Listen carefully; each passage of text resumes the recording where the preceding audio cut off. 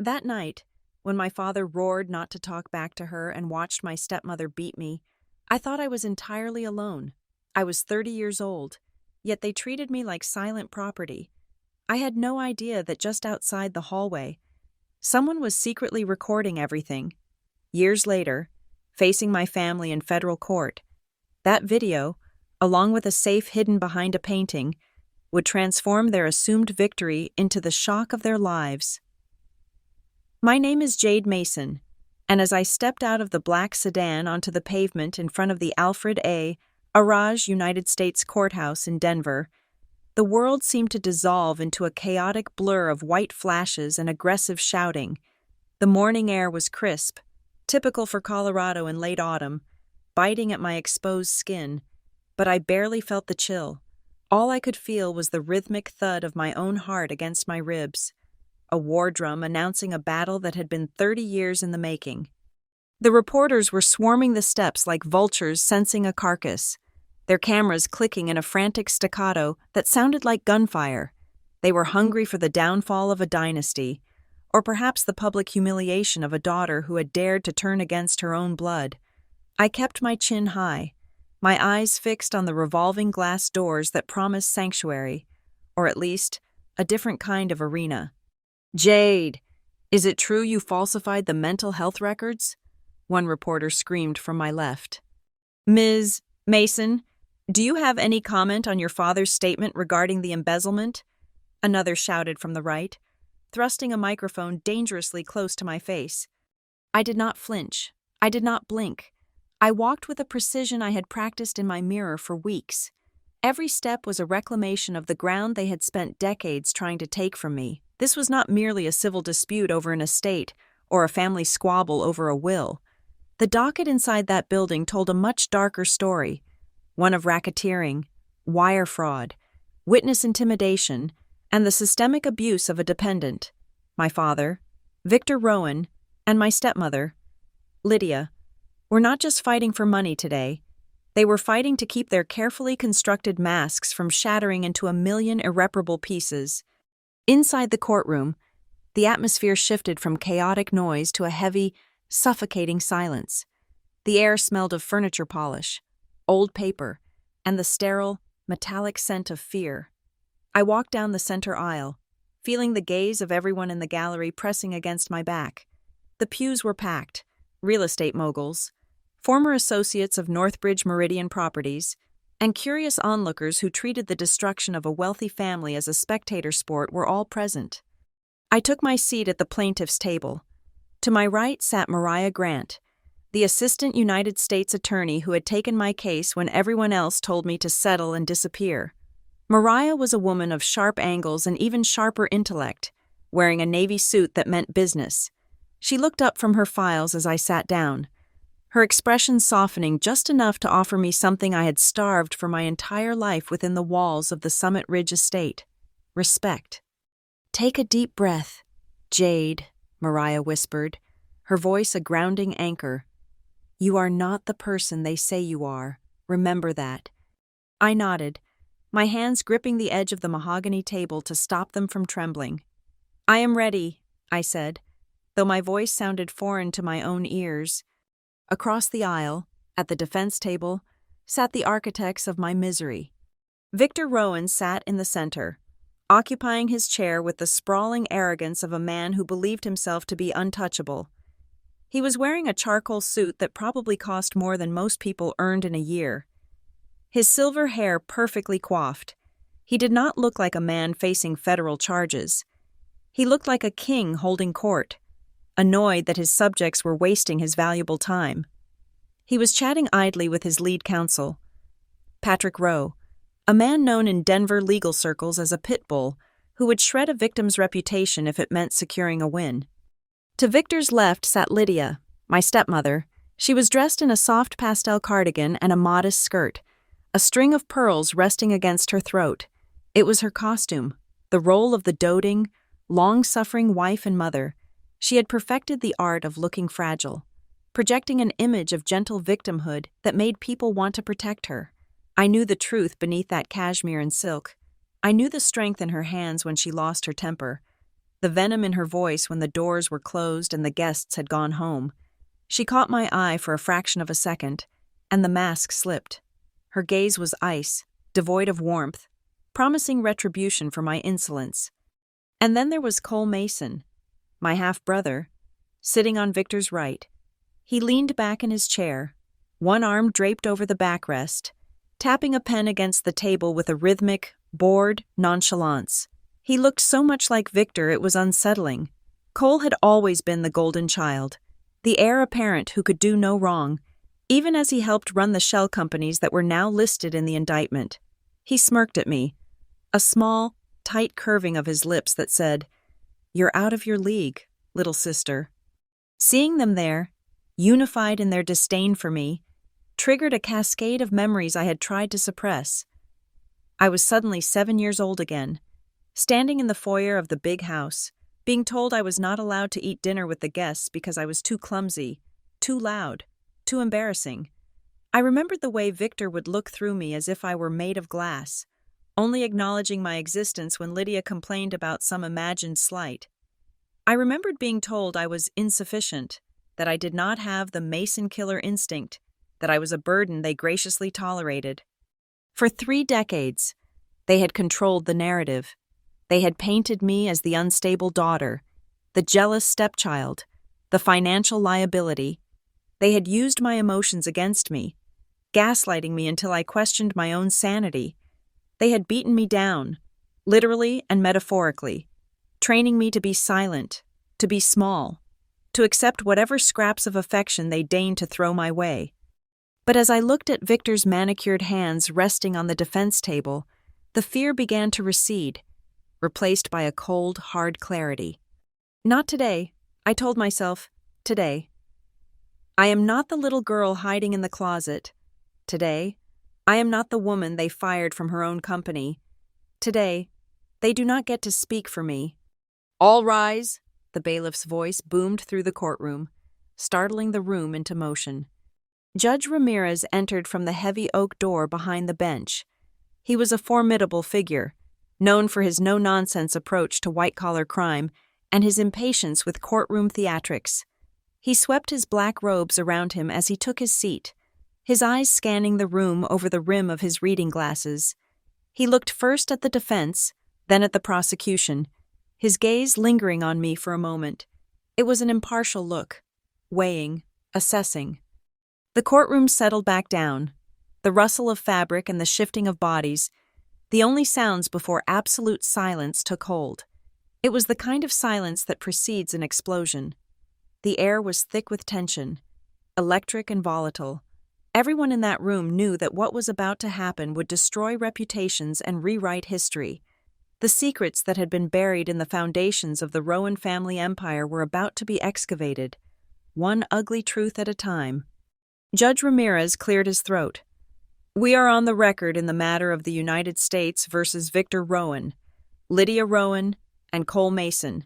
Charges include conspiracy to commit wire fraud, money laundering, and obstruction of justice. Are we ready to proceed with opening statements?" "The defense is ready, Your Honor," Patrick Rowe said, his voice smooth and projecting confidence. "The United States is ready, Your Honor," Mariah said.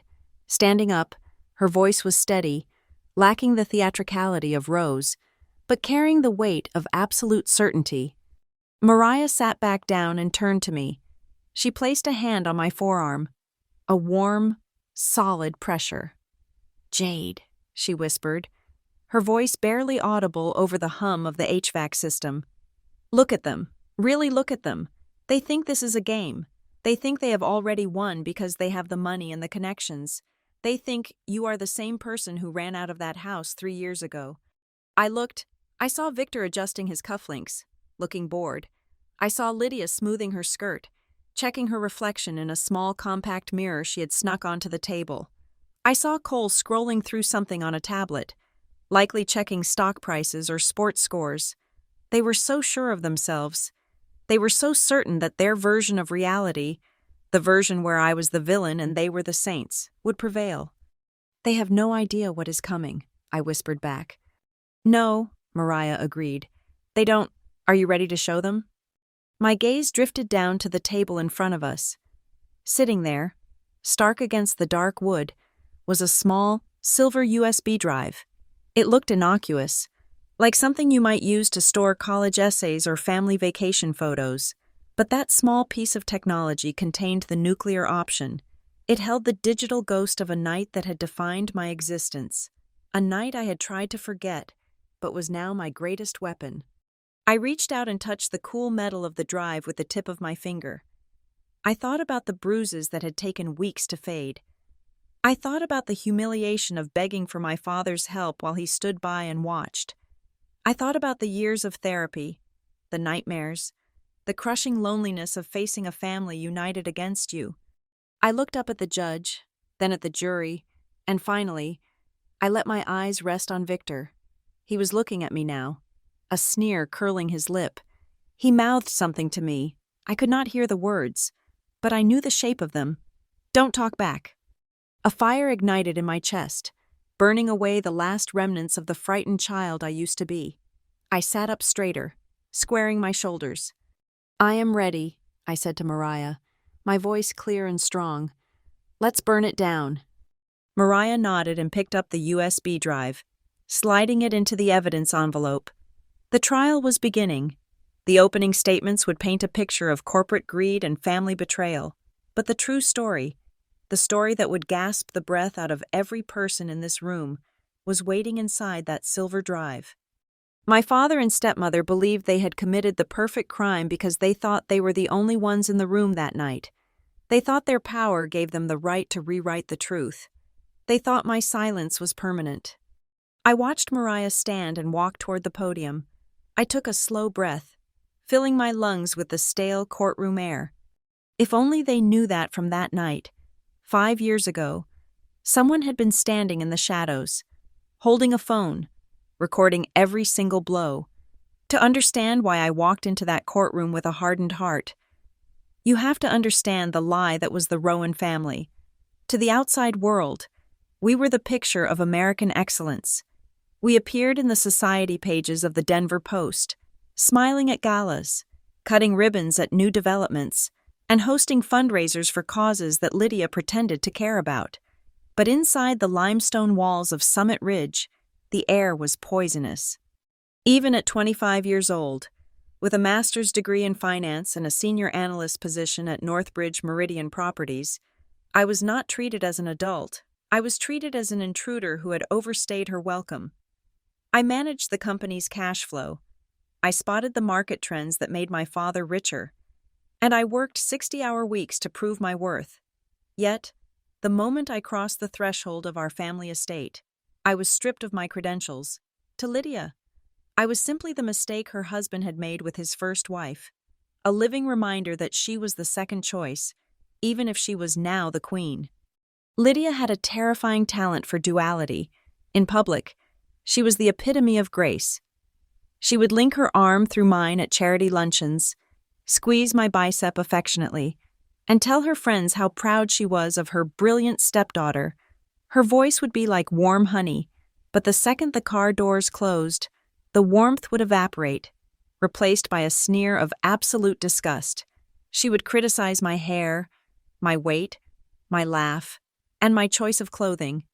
She chipped away at my soul with the precision of a sculptor, removing everything that made me feel human until I was just a raw nerve waiting to be struck. The explosion happened on a Tuesday in November, 5 years ago. The company was pushing forward with the West Side redevelopment project. It was a massive undertaking that promised high returns, but it required the demolition of 3 blocks of low-income housing. Hundreds of families were going to be displaced with barely any compensation. I had run the numbers, and I had found a way to develop the land while keeping 20% of the units affordable for the current residents. It would cut into the profit margin by roughly 8%, but it was the ethical thing to do, and it would save the company from a public relations nightmare. I brought this up at dinner. That was my mistake. I forgot the cardinal rule of the Rowan dinner table: never challenge the narrative. We were seated in the formal dining room. The table was set with the good china, the silver catching the light from the crystal chandelier. Victor sat at the head, cutting into a medium-rare steak. Cole was scrolling on his phone, ignoring the food. Lydia was sipping a glass of red wine, her eyes scanning the room for dust that the maids might have missed. "The eviction notices go out on Friday," Victor said, not looking up. "Clean sweep. We break ground in March." "Actually, Dad," I said, my voice trembling slightly despite my best efforts to sound professional. "I sent you a memo about the alternative plan. We don't have to evict everyone. If we integrate the current residents, we get tax credits that offset the construction costs. It's a safer long-term play." Lydia set her wine glass down. The sound of the glass hitting the table was sharp, like a gunshot in the quiet room. "Jade," she said, her voice dangerously low, "your father has made a decision. Why must you always complicate things with your bleeding heart nonsense? You are a finance manager, not a social worker." "It is not nonsense, Lydia," I said, looking at her. "It is about human decency, and it is about protecting the company brand. If we throw 300 families onto the street in the middle of winter, the press will eat us alive." "The press loves us," Cole chimed in, smirking without looking up from his phone. "And who cares about a bunch of nobodies? They should have worked harder." "That is enough," Victor grunted. "The plan stays. Drop it, Jade." But I couldn't drop it. I had met some of those families. I had walked those streets. "No, Dad, listen to me. This is cruel. We have $500 million in assets. We do not need to destroy lives to make another 10 million. It is greed, plain and simple." Lydia stood up. She did not stand up gracefully. She shot up from her chair with such violence that it scraped loudly against the hardwood floor. Her face, usually a mask of composed beauty, was twisted into a rictus of pure rage. The vein in her forehead bulged. "How dare you?" she hissed, her voice rising to a shriek. "How dare you sit at my table, eat my food, and call us greedy? You ungrateful, miserable little parasite." "I am not a parasite." I stood up too, my hands shaking. "I work for this family. I saved the quarterly earnings last month. I have a right to speak." Lydia moved faster than I thought possible. She rounded the corner of the table and was on me before I could react. She didn't slap me like they do in the movies. With a dramatic swing and a turn of the head, she lunged. Her hand connected with the side of my face with a sickening crack. It wasn't a warning tap. It was a blow meant to injure. My head snapped back, and I stumbled, catching my hip against the edge of the heavy oak sideboard. The pain was sharp and immediate, hot white light flashing behind my eyes. "You have no rights here," Lydia screamed, grabbing a handful of my hair and yanking my head forward. "You are nothing. You are only here because I allow it." I was a grown woman. I was taller than her. I went to the gym. I could have pushed her off.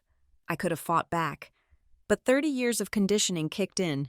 When she hit me, I didn't see an attacker. I saw the authority figure I had been trained to fear. I froze. She shoved me hard, and I fell backward, crashing into a serving cart. Silver platters clattered to the floor, deafening in the large room. I tried to scramble up, but she kicked out, her heel catching me in the shin. "Lydia, stop!" I gasped, holding my hands up to protect my face. Dad, help me!" I looked toward the head of the table. Victor Rowan, the man who was supposed to be my protector, the man whose blood ran in my veins, was calmly wiping his mouth with a linen napkin. He looked at me not with concern, but with irritation. He looked at me as if I were a dog that had soiled the carpet. "Don't talk back to her," he yelled. His voice boomed off the walls, louder than the crashing silver. It wasn't a plea for peace. It was an order. He wasn't telling her to stop beating his daughter. He was telling me that my defiance was the crime, and her violence was the punishment. "Dad," I whispered, tears blurring my vision. "You heard him," Lydia shrieked. She grabbed a heavy crystal water pitcher from the table.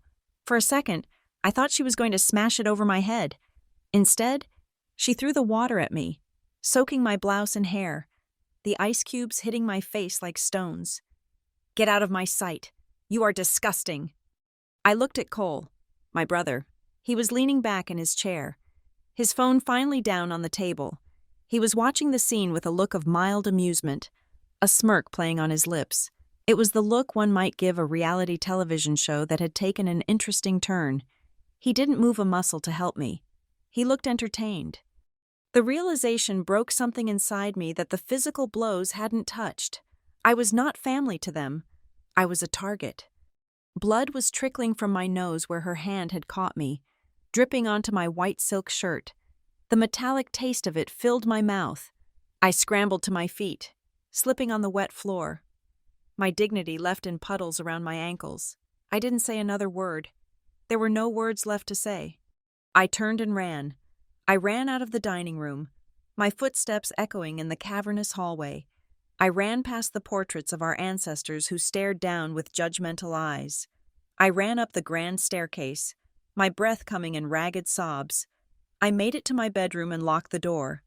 Sliding down against it, burying my face in my knees, I sat there for hours, shivering in my wet clothes, listening to the silence of the house, feeling a loneliness so profound it felt like it would stop my heart. But I was wrong about one thing. I wasn't the only one who had run from that room, and I wasn't the only one who had seen the monster behind Lydia's mask.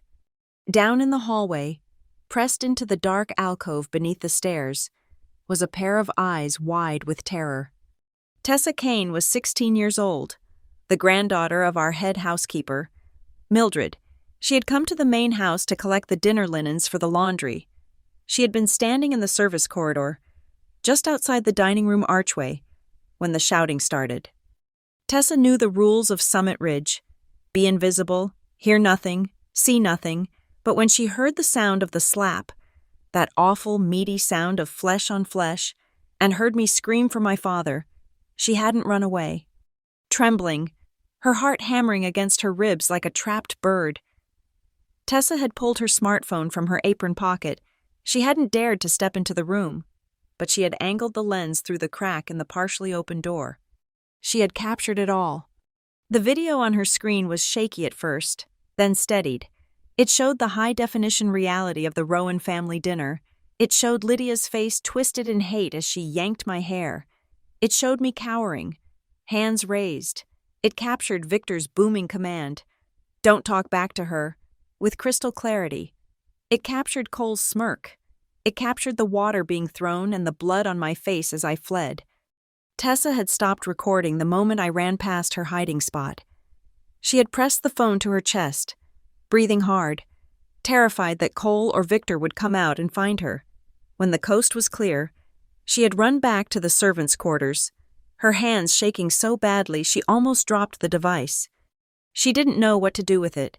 She knew that if Victor found out, her grandmother would lose her job, they would lose their housing, and they would be destroyed.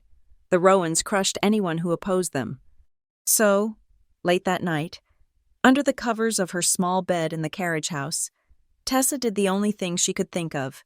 She transferred the file to a secure cloud folder she used for her school art projects.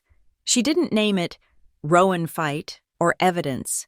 She gave it a name that reflected the trauma of witnessing the truth, a name that would haunt the digital ether for years until it was needed.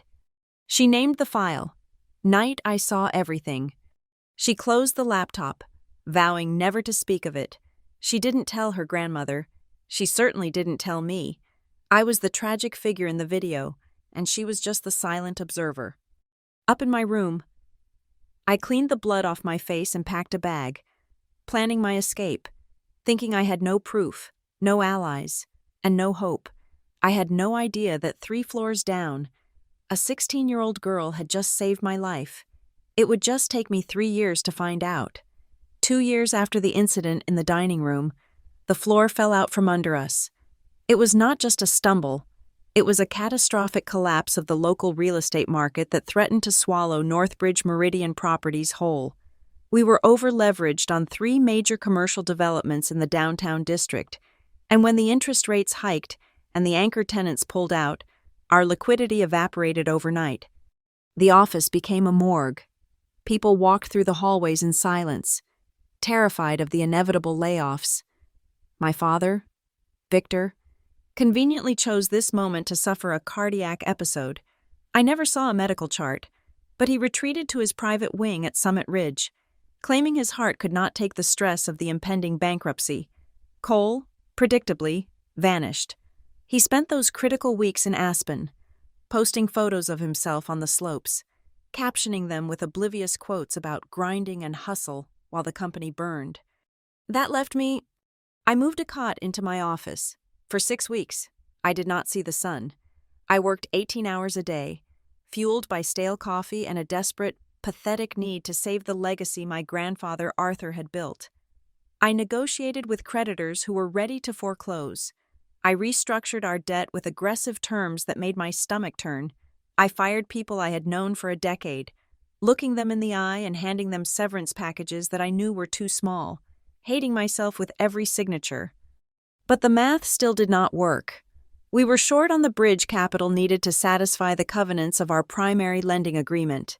If we missed the quarterly solvency test, the bank would seize the assets, and the Rowan empire would be sold off for scraps.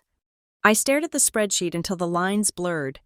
We needed cash, immediate and untethered, to float the operating expenses for 45 days until the restructuring deal closed. I made a decision that would ultimately be used to hang me. I liquidated my personal portfolio. I sold the stocks my grandfather had left me in a small trust. I cashed out my mutual funds, and I drained my savings account. It was everything I had. I did not ask for a promissory note. I did not draft a loan agreement with interest. I simply logged into the banking portal and initiated a wire transfer from my personal account to the Northbridge General Operating Fund. $580,000. That was the price of my loyalty. I watched the confirmation screen flash green, signaling that the money was sent. I remember slumping back in my chair, exhausted but feeling a strange sense of pride. I had done it. I had saved us. I foolishly believed that this sacrifice would finally be the thing that made them see me. I thought this was the undeniable proof that I was a Rowan, that I was worthy of the name and the seat at the table. The infusion of capital worked. We passed the solvency test. The creditors backed off.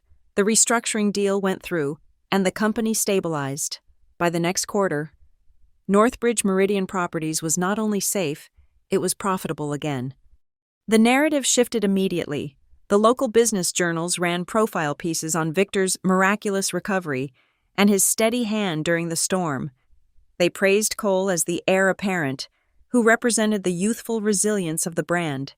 Lydia was photographed at the Botanical Gardens Charity Gala, accepting an award for philanthropy, wearing a diamond necklace that likely cost half of what I had injected into the company. My name was nowhere. I was the invisible engine that had kept the machine running, and now that the machine was humming, I was just a spare part again. Then came the dinner.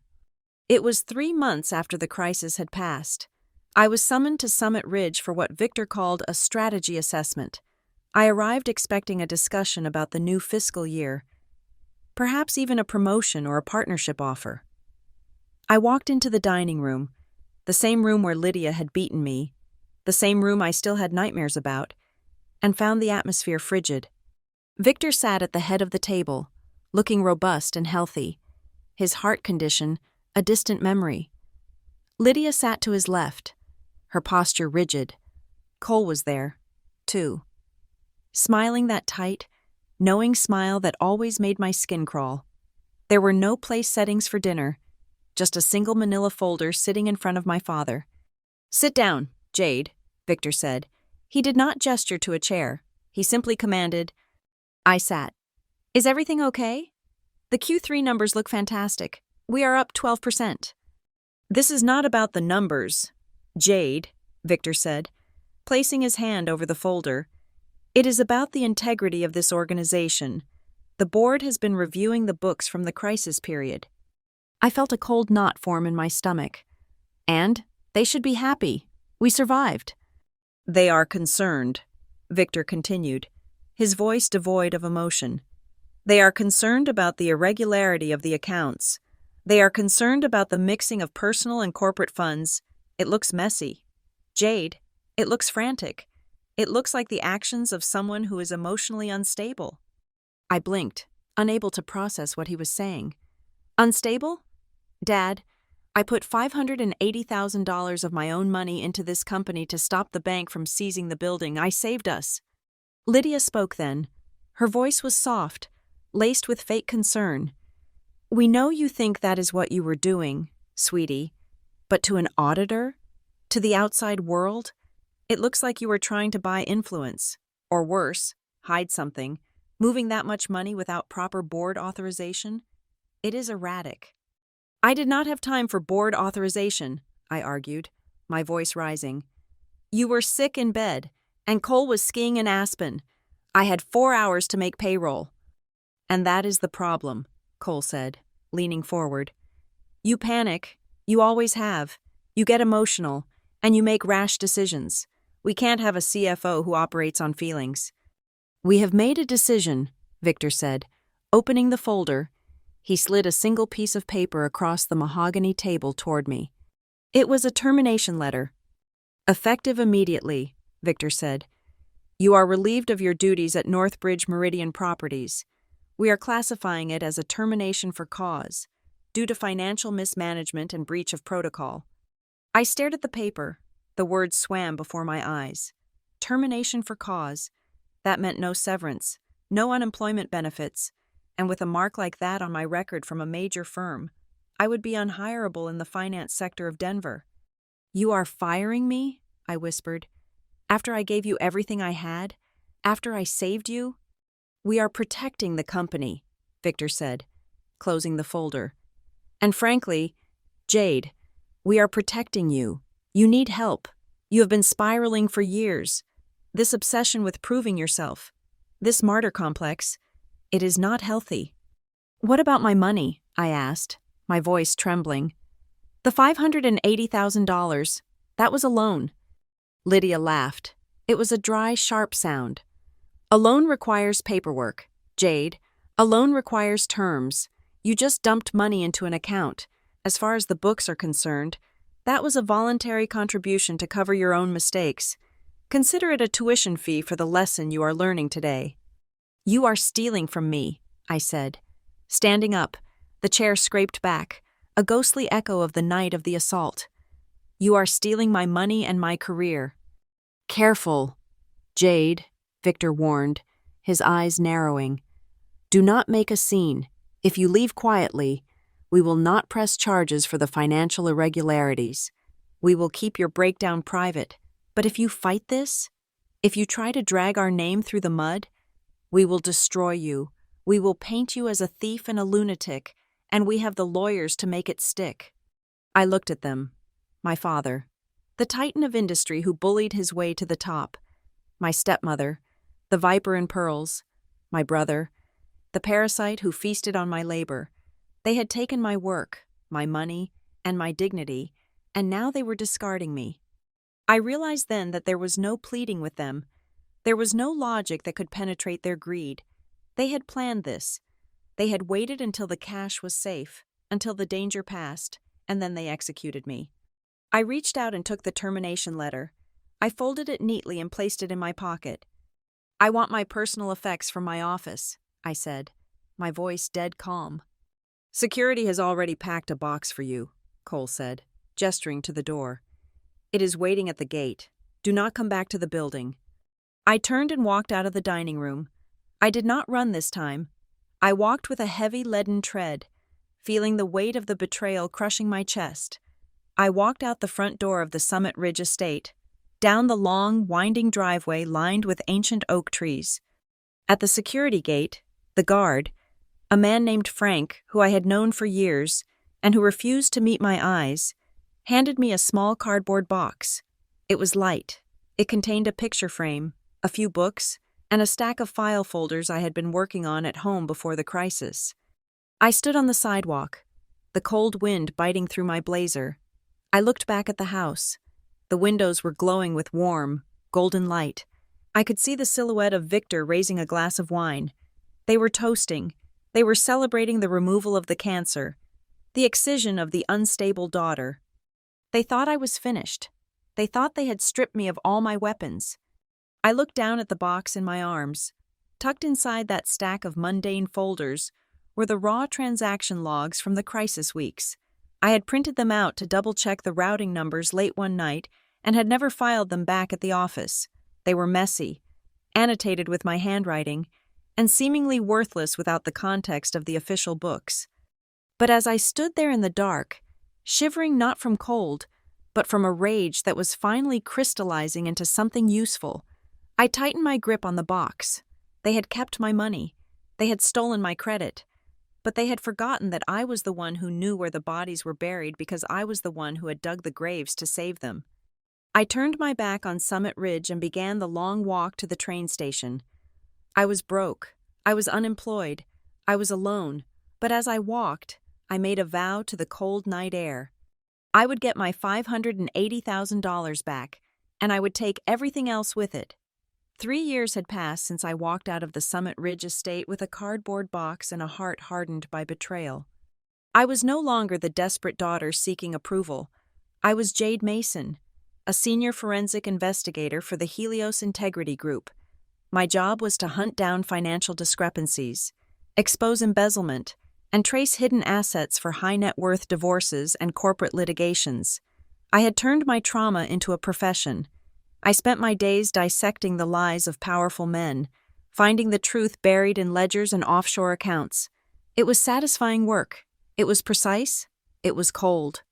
I lived in a converted loft in the River North Art District of Denver. It was a stark contrast to the suffocating velvet and mahogany interior of my father's house. My walls were exposed brick, the floors were polished concrete, and the furniture was sharp and modern.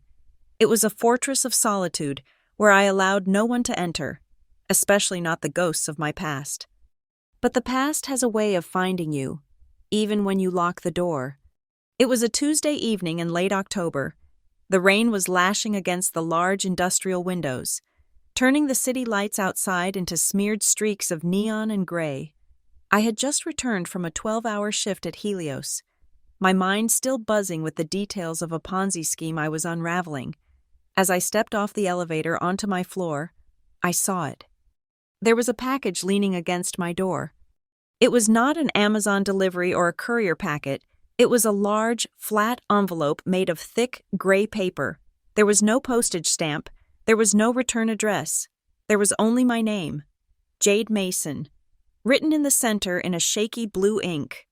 I stood there for a long moment, the keys in my hand digging into my palm.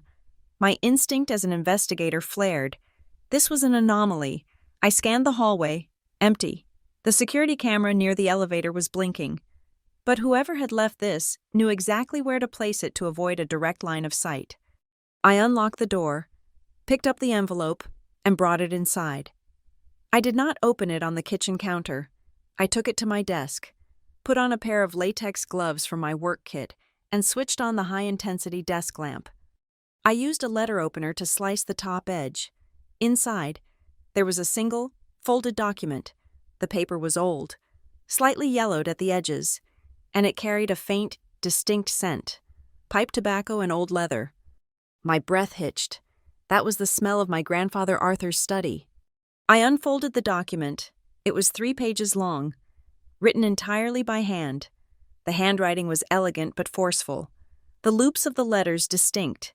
I knew this handwriting better than my own. It was Arthur Mason's script. The header read, "Last Will and Testament of Arthur James Mason." I began to read, my heart hammering against my ribs like a trapped bird. I remembered the official will reading 5 years ago, shortly after Arthur died. I remembered the lawyer, Thomas Keene, reading in a monotone voice that the entirety of Northbridge Meridian Properties was to go to Victor Rowan, with a substantial trust fund for Cole Mason. I had been left a token sum of $10,000 and a collection of antique books.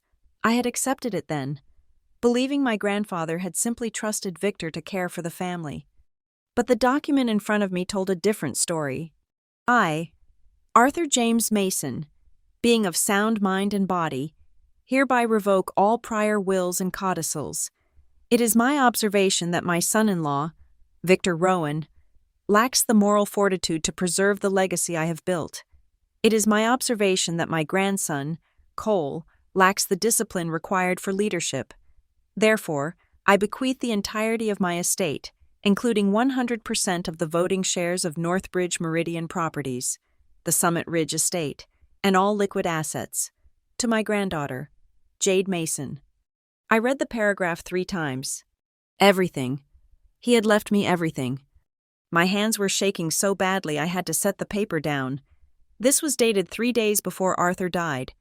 The will that was probated, the one that gave Victor the empire, was dated 2 weeks prior to his death. I stood up and went to the closet where I kept my old files. I dug through the box I had taken from the office the night I was fired. Finding the copy of the probated will I had saved years ago, I laid them side by side under the harsh light of the lamp. As a forensic expert, I knew what to look for. I grabbed my magnifying glass. The signature on the probated will, the one that disinherited me, was perfect. Too perfect. It lacked the slight tremor that Arthur had developed in his final months due to his medication. It was a trace, a forgery executed by someone who had practiced the signature 1,000 times, but missed the subtle degradation of the muscles in an 80-year-old man's hand. And then I looked at the witnesses. On the handwritten will in front of me, there were no witnesses, but it was notarized. On the fake will, the notary seal belonged to Thomas Keene. Thomas Keene. He had been the family attorney for 40 years. He was a man who wore bow ties and offered me peppermint candies when I was a child. 2 weeks after Arthur's funeral, Thomas Keene had closed his practice abruptly. The rumor was that he had retired to the Cayman Islands or the south of France to enjoy his golden years. He had vanished without a trace, leaving no forwarding address. I had never questioned it. Now, the silence of his disappearance screamed of conspiracy. My phone rang. The sudden noise in the quiet loft made me jump. I looked at the screen. Unknown caller. It was 11 at night. No one called me at this hour. I picked up the phone, swiping the green icon but saying nothing. I waited. Jade? A male voice whispered on the other end. It sounded strained, terrified. Is this Jade Mason? Who is this? I asked, my voice sharp. You got the package? The voice asked. Tell me you got the package. I risked my life dropping that off. Who is this? I repeated, gripping the phone tighter. My name is Caleb Warner, the man said. I used to work for Thomas Keene. I was his paralegal. Caleb Warner. The name triggered a vague memory. A young man, fresh out of law school, always carrying Thomas's briefcase. Caleb, I said, where is Thomas? Thomas is gone. Jade, Caleb said, his voice cracking. He didn't retire. Look, I cannot talk about this on an open line. They might be monitoring. They have eyes everywhere. Who are they? I asked, though I already knew the answer. Your father, Caleb hissed. And that woman, Lydia. Listen, I have been holding on to this for 5 years. I was scared. I am still scared. But when I saw the news about the federal investigation starting, I knew I couldn't keep it anymore. The statute of limitations on my silence has run out. What do you have, Caleb? Answers, he said. I need to meet you. Now. Not at your place.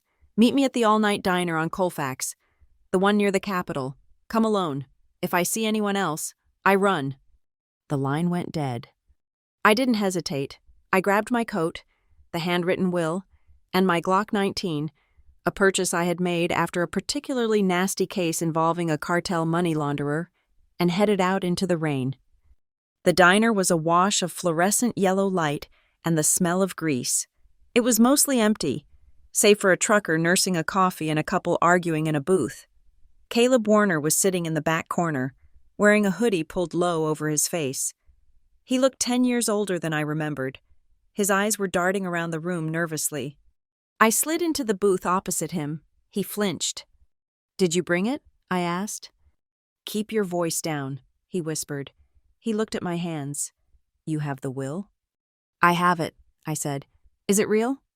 It is the only real thing in this whole mess, Caleb said, leaning in. Arthur wrote it the week he died. He knew, Jade. He knew Victor was circling like a shark. He called Thomas to the house in the middle of the night to draft it. He wanted to bypass the trust structures.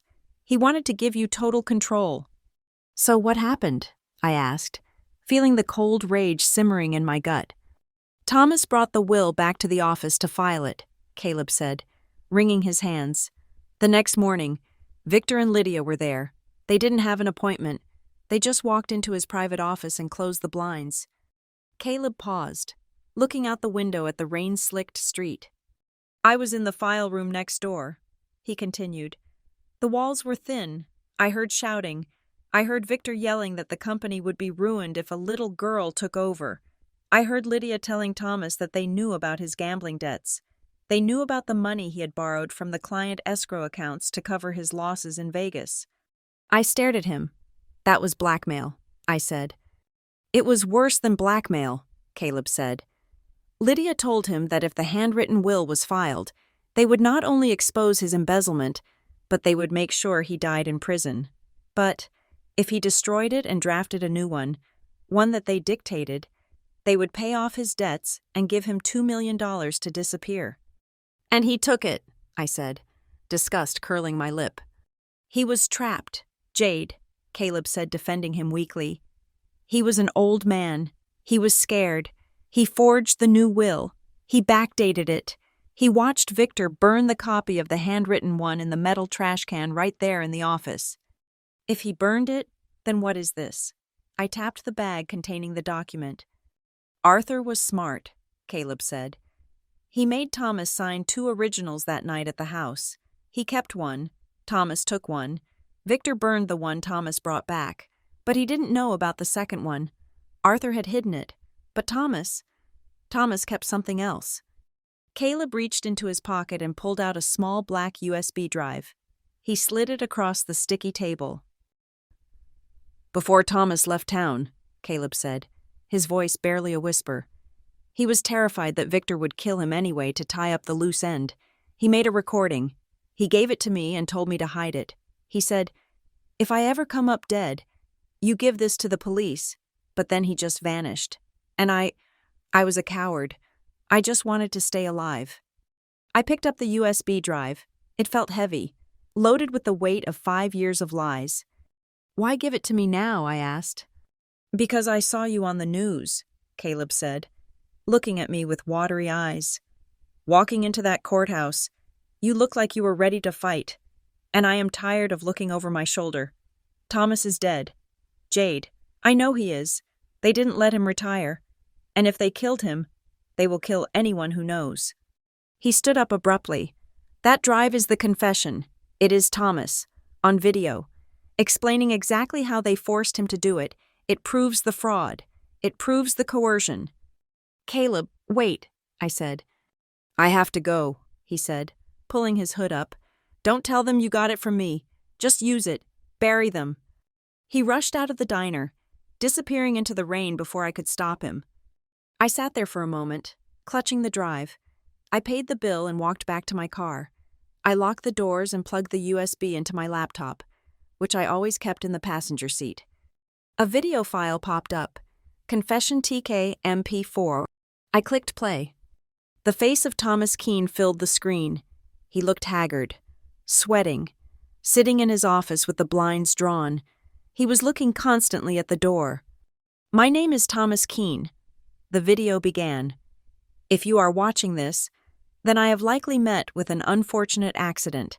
I am recording this statement to declare that the last will and testament of Arthur Mason, dated November 4th, is a forgery created under duress." He took a shaky breath, wiping sweat from his forehead. "Victor Rowan and his wife, Lydia, threatened my life and my freedom. They forced me to destroy the true will, which named Jade Mason as the sole beneficiary. They are dangerous people. God forgive me for what I have done to that girl. I only hope." The video cut out with a burst of static. I sat in the dark car. The sound of the rain drumming on the roof. A chill that had nothing to do with the weather settled into my bones. It wasn't just greed.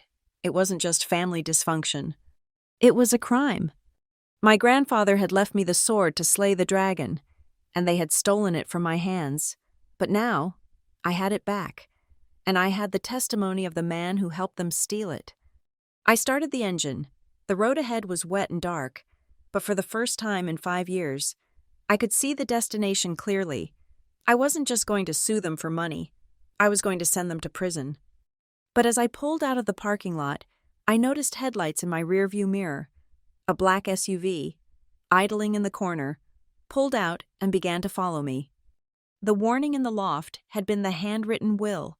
The warning on the street was the car trailing my every turn. The game had changed. I wasn't the hunter anymore. I was the prey who had just found the weapon. I gripped the steering wheel and accelerated. Let them come. The black SUV had eventually peeled off somewhere near the industrial district, likely realizing that I was driving in circles and had no intention of leading them to my safe house. I had spent the night in a motel off the interstate, clutching my gun and the USB drive, sleeping in 20-minute intervals. By morning, the adrenaline had soured into a cold, hard resolve. I needed more than just a digital confession and a piece of paper.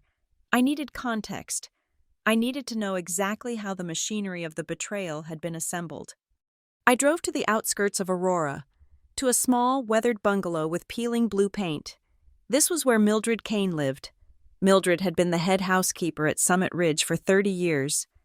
She had wiped my tears when my mother died, bandaged my knees when I fell, and sneaked me extra dessert when Lydia put me on diets at age 10. She had been fired the week after my father took control of the estate, discarded like an old piece of furniture. She opened the door before I could knock. She looked smaller than I remembered, her once formidable frame shrunken by age and arthritis, but her eyes were still sharp. "I wondered when you would come," she said, her voice raspy. She didn't ask how I was. She stepped back and held the door open. Inside, the house smelled of lavender and old dust.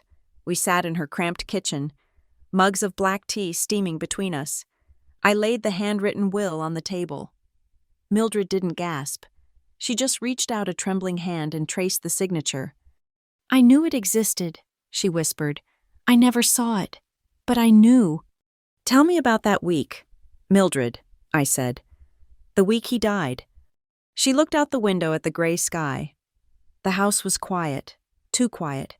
Your grandfather was weak, but his mind was clear. He called for Thomas Keene late on a Tuesday.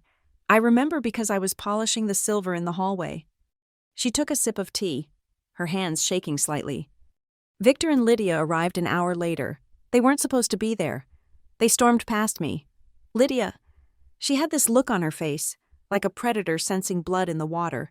They went into the study. Thomas was already there with Arthur. "Did you hear them?" I asked. "I heard shouting at first," Mildred said. Then silence, a long, heavy silence.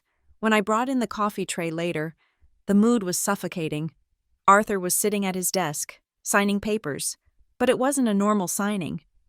Jade, Lydia, was standing right behind his chair. She wasn't touching him, but she was leaning over him, looming. Her shadow was falling right over the document. She was whispering something in his ear, over and over again. "Coercion," I murmured. It looked like she was guiding his hand with her voice, Mildred said, shuddering.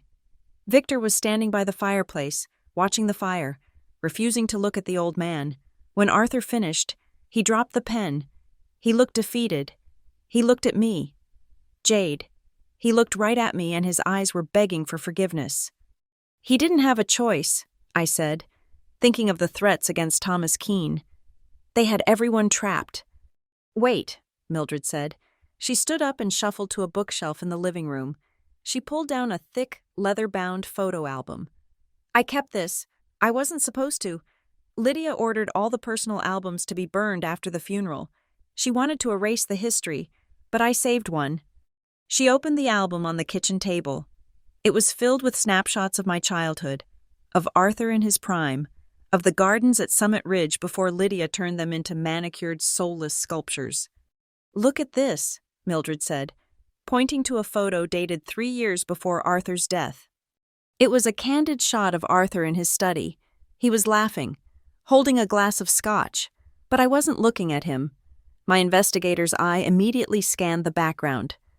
Behind Arthur's desk, hanging on the dark wood paneling, was a large oil painting.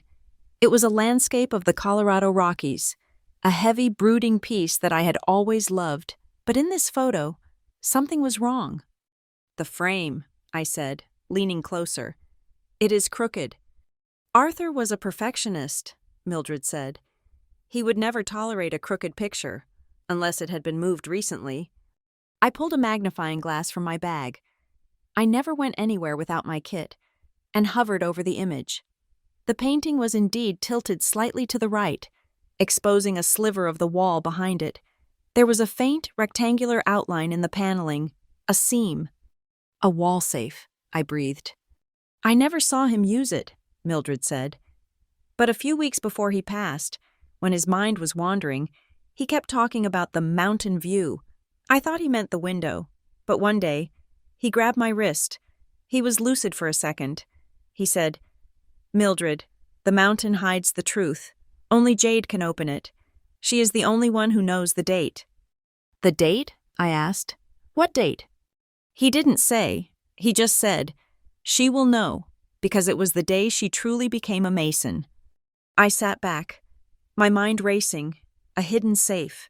Victor and Lydia had torn that office apart looking for assets. I was sure of it. But if the safe was well concealed behind the wainscoting, and if the mechanism was flush with the wall, covered by a heavy painting, they might have missed it. Or more likely, they found it but couldn't open it. "Do you think it is still there?" I asked. "Lydia redecorated the whole house," Mildred said bitterly, "but she kept Arthur's study intact. She calls it the Founder's Room. She likes to show it off to guests to prove how connected she is to the legacy. She wouldn't have removed the paneling. It is historic." I took a picture of the photo with my phone.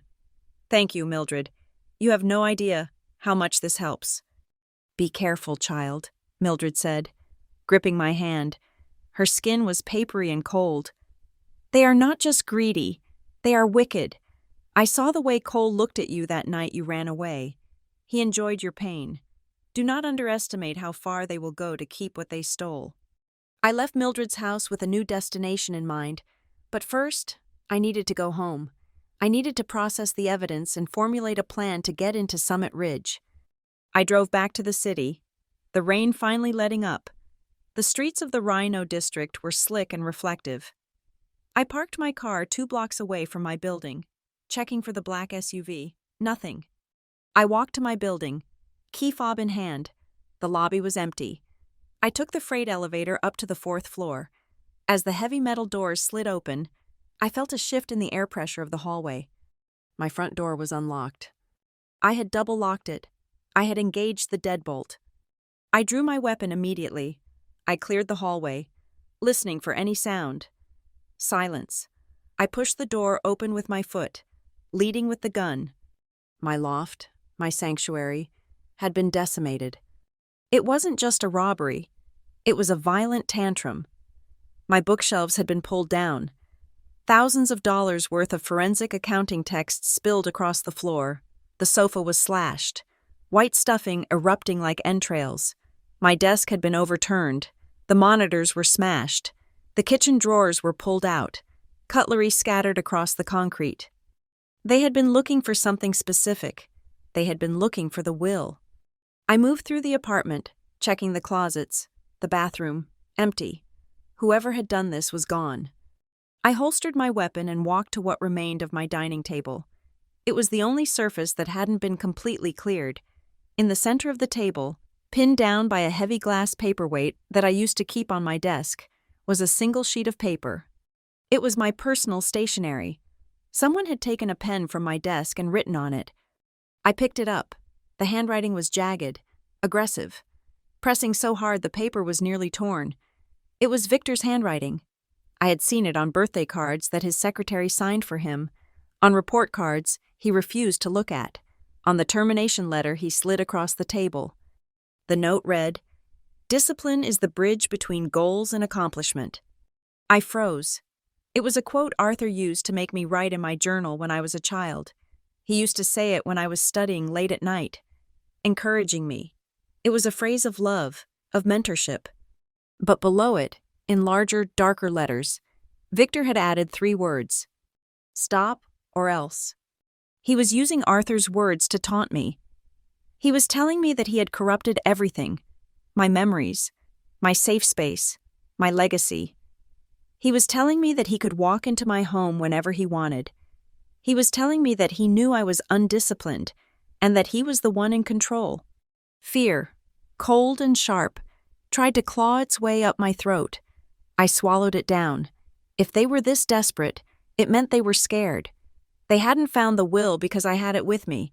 They hadn't found the USB because it was in my pocket. They had shown their hand. They were willing to commit felony breaking and entering. I stepped over the debris of my life. I didn't start cleaning. I didn't call the police. The police would take a report and file it. Victor Rowan had judges and captains on his payroll. Calling the cops would just alert him that I had come home. I went to my hidden travel bag, the one I kept in the false bottom of the utility closet, the one place they hadn't checked. I pulled out my backup laptop and a portable scanner. I sat on the floor amidst the ruin of my apartment. I scanned the handwritten will. I scanned the photo of the painting I had taken at Mildred's. I uploaded the files to 3 different encrypted servers, one in Switzerland, one in the Caymans, and one on a dead-drop server I used for Helios work. I emailed copies to a dormant account I hadn't accessed in years. I took the USB drive Caleb had given me and copied the file, encrypting it with a 24-character password. Then, I picked up the photo of the painting again. I zoomed in on the screen until the pixels started to blur. The solitary oak. The painting Arthur loved because he said it reminded him of standing alone against the storm. "Only Jade can open it," he had said. "She knows the date." "What date? My birthday?" "Too obvious. The day I graduated?" "No." I closed my eyes, blocking out the destruction around me, transporting myself back to the library at Summit Ridge. I was 10 years old. I was sitting on the floor, playing with a calculator. Arthur was at his desk. He was teaching me about compound interest. "You have a mind for numbers. Jade," he had said. "Most people see money as paper. You see it as a story. That is when you became a Mason, not when you were born. But today, the day you understood the story." I opened my eyes. I remembered the date. It was the day he gave me my first ledger, August 15th, 1998, 08158. It was a long shot, but it was the only shot I had. I looked at the threatening note on the table. Victor thought he had won. He thought that by violating my home, he would scare me into submission. He thought I was the same girl who ran away crying from the dinner table. He was wrong. He hadn't broken me. He had freed me. I had nothing left to lose. My apartment was destroyed. My job was likely compromised, and my life was in danger. I stood up and pinned the note to the wall, right where I could see it. "Discipline," I said aloud to the empty room. "You want discipline, Dad? I will show you discipline." I packed my go bag. I took the scanner, the drives, the will, and my gun. I wasn't going to run. I was going to the source. The safe was behind that painting. The final piece of the puzzle. The thing that would tie the forgery, the abuse, and the theft together, was waiting for me in the house of the enemy. I checked the magazine in my Glock, 15 rounds. I walked out of the loft and left the door wide open. Let them come back. There was nothing left here for them. I was going to Summit Ridge. I did not go back to Summit Ridge immediately. Driving straight into the lion's den with a gun and a bag full of unverified evidence would have been suicide, or at least a one-way ticket to a holding cell for trespassing. I needed leverage. I needed the kind of power that made men like Victor Rowan tremble. I needed the United States government. Mariah Grant was not an easy woman to get a meeting with. She was the Assistant United States Attorney for the District of Colorado, known for dismantling organized crime syndicates and sending white-collar criminals to federal prison for decades. But when I sent a courier to her office with a single encrypted flash drive containing the forensic breakdown of Northbridge Meridian's crisis period transactions, the ones I had saved in that cardboard box 3 years ago, her office called me within 20 minutes. We met at a safe house her team used, a nondescript brownstone in Capitol Hill. Mariah was younger than I expected, perhaps in her early 40s, with eyes that scanned me like a barcode reader. "You are Jade Mason," she said, not offering a handshake. And according to this drive, you are alleging that your father laundered $14 million through shell companies in the Caymans. I am not alleging it, I said, placing my go bag on the metal table between us. I am proving it, and that is just the beginning. For the next 6 hours, we turned that room into a war room. I laid it all out. The handwritten will I had received in the mail, the video confession of Thomas Keene, the threat pinned to my dining table, the break-in at my loft. Mariah listened in silence, her expression unreadable.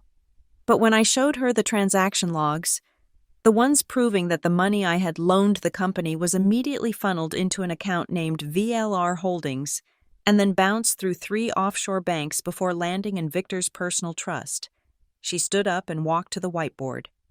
"This is not a family dispute," she said, uncapping a red marker. "This is a criminal enterprise." She began to draw. She connected Victor to the shell companies. She connected Lydia to the charity foundations that were receiving donations from those same companies. She drew a line to Cole, who was listed as the director of the entity that had purchased the land for the West Side redevelopment, land that was bought at a fraction of its value due to zoning issues that Victor had likely bribed city officials to create. "It is a RICO case," Mariah said, stepping back. "Racketeering influenced and corrupt organizations. They are using the real estate business as a front to siphon assets, evade taxes, and defraud investors, and they killed your grandfather's legacy to do it." "Can you arrest them?" I asked, feeling a flicker of hope. "Not yet," Mariah said, capping the marker. "The will is strong, but they will claim it is a forgery. The video of Keene is inadmissible without a body or corroborating evidence. They will say it is a deep fake or coerced. We need a smoking gun. We need them to admit to the conspiracy on tape, or we need the physical original of that will." "The safe," I said. "It is in the house." "We cannot get a warrant for Summit Ridge based on a hunch about a crooked painting," Mariah replied. "If we miss, they destroy everything. We need them to slip up. We need to rattle the cage." Victor, predictably, rattled the cage for us. The next morning, the smear campaign began. It was coordinated and vicious. The Denver Chronicle ran a front-page story with the headline, "Troubled Heiress, the Mental Health Crisis of Jade Mason." The article, citing anonymous family sources, painted me as a delusional, drug-addicted woman who had been fired for embezzlement and was now harassing her grieving family for money. My phone blew up with alerts. My LinkedIn profile was flooded with hate mail. My boss at Helios called, sounding apologetic but firm, telling me I was placed on administrative leave pending an internal review. They were stripping me bare, isolating me, just like they had done when I was a child. But this time, I wasn't crying in my room. I was sitting in a surveillance van with a federal prosecutor, watching the news feed with cold detachment. "He is trying to discredit you before you can testify," Mariah said. "He is scared." Then the invitation came. It was a text message from Cole. "Dad wants to settle this. No lawyers, just family. Snowfall Ridge Lodge. Tonight at 8. Come alone, or we release the medical records." The medical records were fake, of course, but the threat was real. "Do not go," my colleague Janelle said. Janelle was a former cyber warfare specialist I worked with at Helios. She was the only person I trusted besides Caleb. "It is a trap. Jade. Snowfall Ridge is 40 miles into the mountains. No cell service, no witnesses." "I have to go," I said, strapping a wire to my chest, taping the microphone beneath the fabric of my bra. "Mariah needs a confession. This is the only way to get it." "I am not going alone," I said. "I am taking you and Caleb with me, virtually." We set up the protocol. I would wear a high-fidelity wire that transmitted to a localized burst receiver in my car. Janelle and Caleb would be parked 2 miles down the mountain road in an unmarked van, monitoring the signal. If my heart rate spiked above 140, or if the audio cut out for more than 30 seconds, they would call in the cavalry. Mariah had a tactical team on standby in the nearest town, waiting for the signal. I arrived at Snowfall Ridge Lodge just as the sun was dipping below the peaks, casting long, bruised shadows across the snow. The lodge was a massive timber and stone structure that the family used for winter vacations. It was beautiful and isolating. The wind howled through the pines, a lonely, mournful sound. I parked my Jeep next to Victor's pristine Range Rover. I checked my gun, holstered at the small of my back, hidden under my heavy winter coat, and tapped the microphone twice. I am going in. The main cabin was warm, smelling of cedar and wood smoke. A fire was roaring in the massive stone hearth. Victor sat in a leather armchair, swirling a glass of brandy. Lydia was pacing by the window, her arms crossed. Cole was leaning against the mantelpiece, looking like he owned the world. "You came," Victor said, not rising. "I am surprised. I thought you would be halfway to Mexico by now." "I am not the one running, Dad," I said, keeping my distance. I stood near the door, keeping my back to the wall. "Sit down, Jade," Lydia snapped. "Stop lurking. You look like a frightened animal." "I prefer to stand," I said. "You said you wanted to settle this, so settle it. What do you want?" Victor placed his glass on the side table. He reached down and picked up a document. "This is a non-disclosure agreement and a formal renunciation of all claims to the Mason estate. It also includes a statement admitting that your recent allegations are the result of a temporary psychotic break." I laughed. It was a dry, humorless sound. "You want me to sign a confession? You want me to tell the world I'm crazy?" "We want to help you," Lydia said, her voice dripping with fake sympathy. "If you sign this, we will set up a trust for you, $5,000 a month. You can get the treatment you need. You can live quietly." "And if I don't?" "Then we release the rest," Cole said, pushing off the mantel. "We have doctor reports. Jade, we have witness statements saying you attacked Mom that night 5 years ago. We will bury you so deep, you will never get a job higher than a barista." "Like you buried Thomas Keene?" I asked. The room went dead silent. The fire crackled, a loud pop that sounded like a gunshot. Victor's eyes narrowed. "I do not know what you are talking about. Thomas retired." "Stop lying," I said, stepping forward, letting my anger bleed into my voice. I needed them to engage. I needed them to get emotional. "I know he didn't retire. I know you forced him to forge the will. I know you threatened him. Did you pay him off? Or did he get greedy?" "He was a liability," Cole spat out. "Cole!" Lydia hissed. "No, let her hear it," Cole said, stepping toward me, his face flushing with arrogance. "She thinks she is so smart. She thinks she can outmaneuver us. You have no idea how the world works. Jade, people like Thomas, they are tools, and when a tool breaks, you throw it away."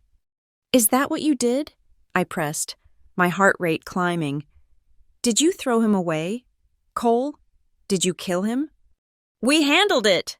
Cole shouted, his voice echoing off the vaulted ceiling. "Dad handled it, just like he is handling you. Thomas tried to grow a conscience, and he paid for it. So unless you want to end up like him, missing and forgotten, you will pick up that pen and sign the damn paper." There it was, the admission. Dad handled it.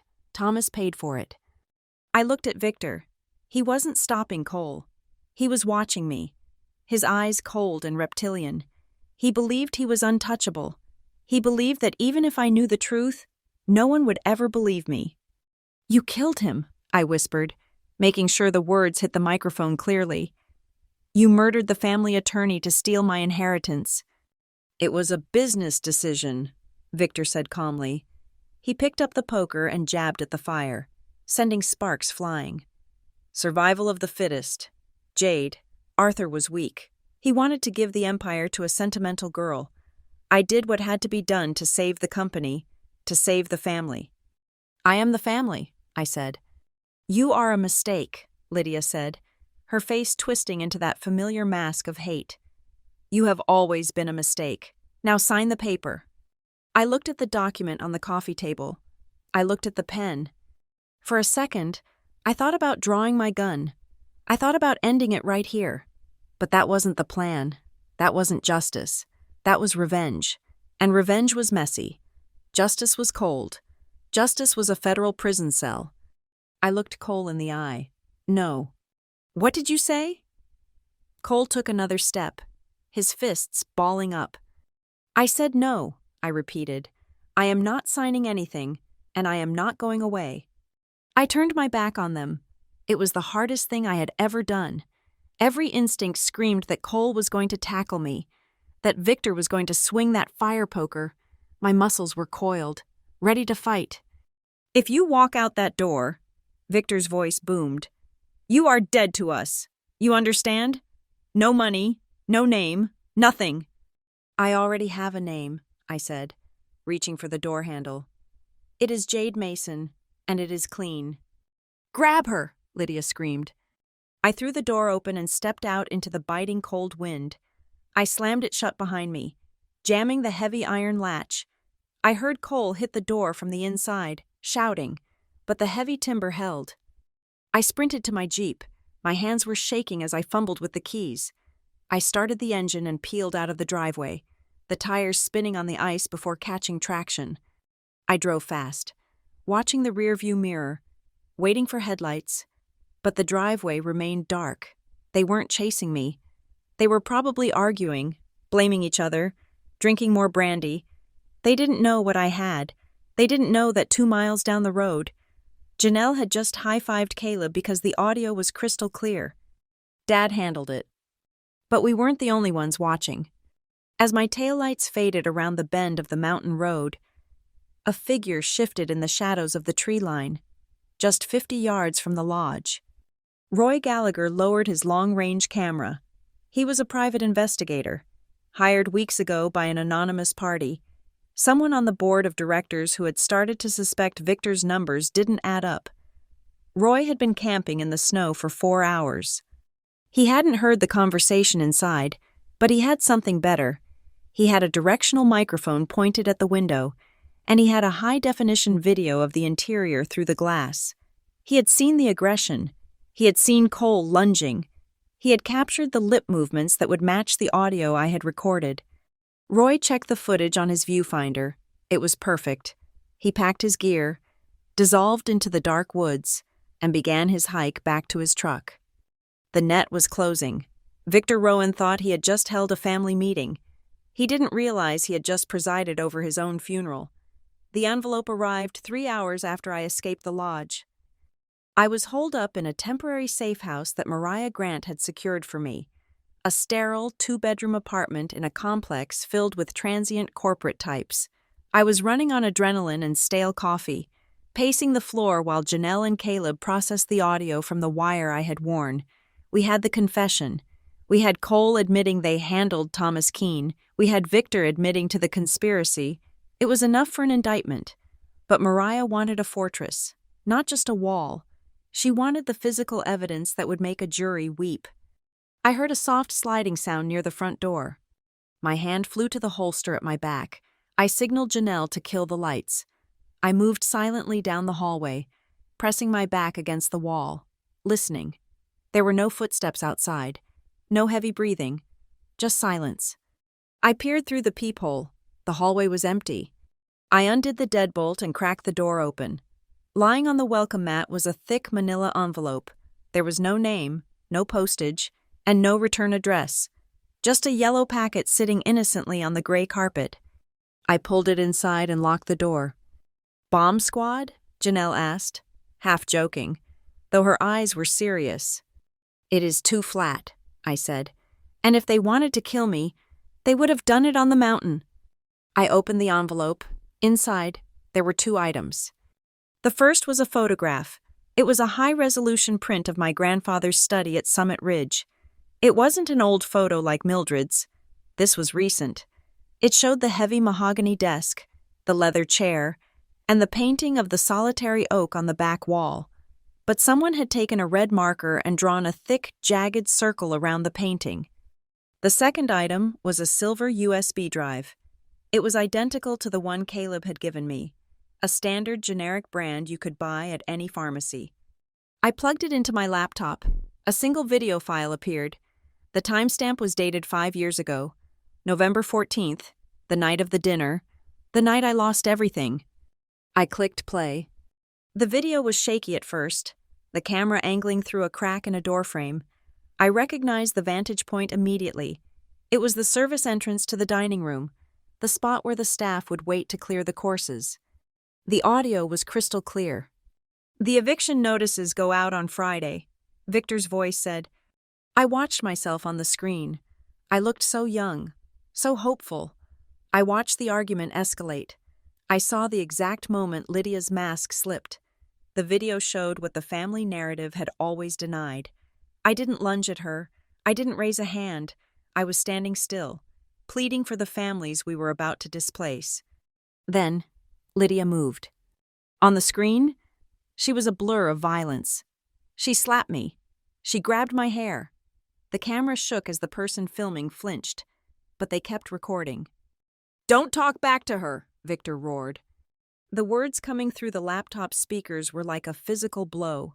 It was undeniable. He wasn't stopping the abuse. He was authorizing it. He was commanding me to submit to it. Then, the camera panned to Cole. He was smiling.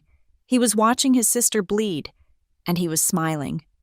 The video ended with me running out of the room, clutching my face. I sat back, tears pricking my eyes. For 5 years, they had gaslit me. They had told the doctors, the board, and the press that I had attacked Lydia in a psychotic rage. They had made me question my own memory. But here it was, the objective, digital truth. "Who filmed this?" Janelle asked, her voice hushed. "There was only one other person on that floor," I whispered. "Tessa, the housekeeper's granddaughter." My phone buzzed. It was an unknown number. "Jade Mason," I answered. "Did you get the package?" A deep, gravelly voice asked. It wasn't Caleb. "Who is this?" "Roy Gallagher," the voice said. "I am a private investigator. I was hired by a minority shareholder on the Northbridge board 6 months ago to look into the books, but I found a lot more than bad accounting." "You sent this?" "I delivered it," Roy said, "but I didn't film it. The girl, Tessa Kane, she came to me yesterday. She saw the news. She saw them dragging your name through the mud. She was terrified. Jade. She has been holding on to that file for years, hiding it in a cloud server called Night I Saw Everything. She wanted to give it to you, but she was afraid Victor would go after her grandmother. I told her I would get it to you safely." "You have a copy?" I asked. "I have 3 copies," Roy said. "One is with me, one is in a safety deposit box, and one is on its way to the Denver Post. Just in case anything happens to you or me tonight, that video proves perjury. It proves assault. It proves they have been lying about your mental state to discredit you as a witness." "Thank you, Roy," I said, my voice trembling. "Don't thank me yet," Roy said.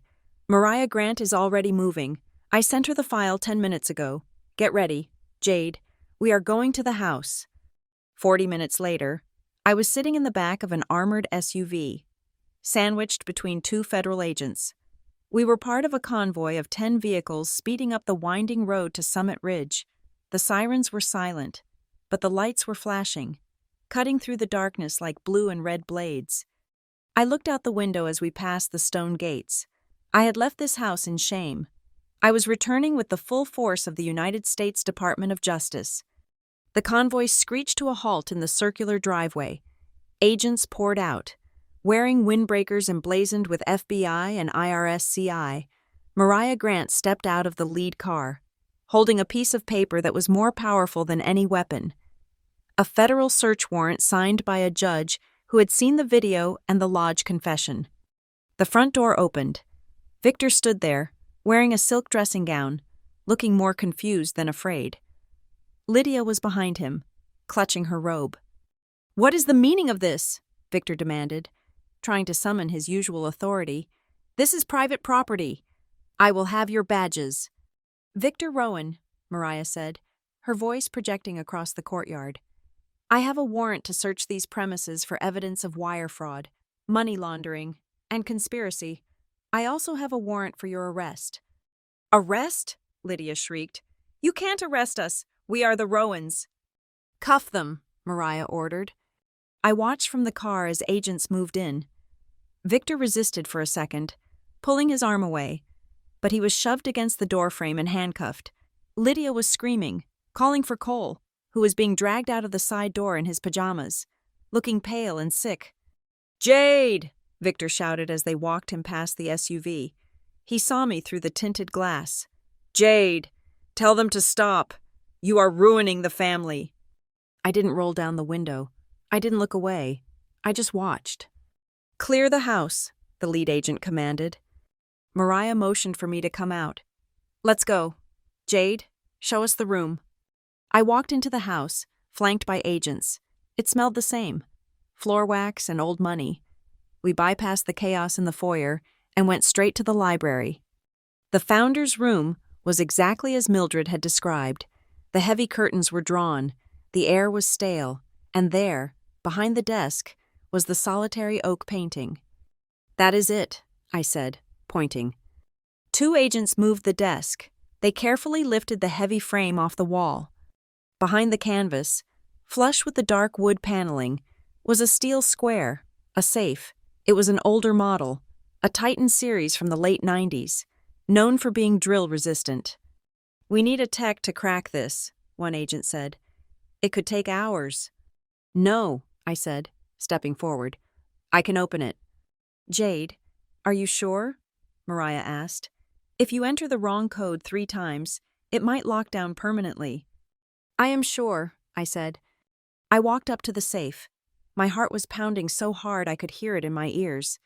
I thought of Arthur. I thought of the day he gave me the ledger. I thought of the lesson on compound interest. The day you became a Mason. I reached out.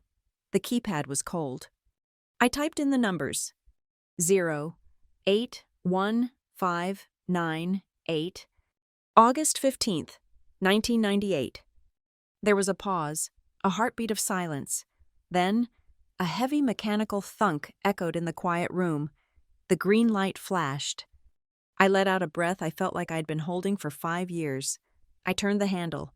The heavy steel door swung open. The safe wasn't empty. Stacked neatly inside were piles of documents. "Bag it all," Mariah ordered, but I reached in first. On top of the stack was a leather-bound journal. I recognized it immediately. It was Arthur's diary.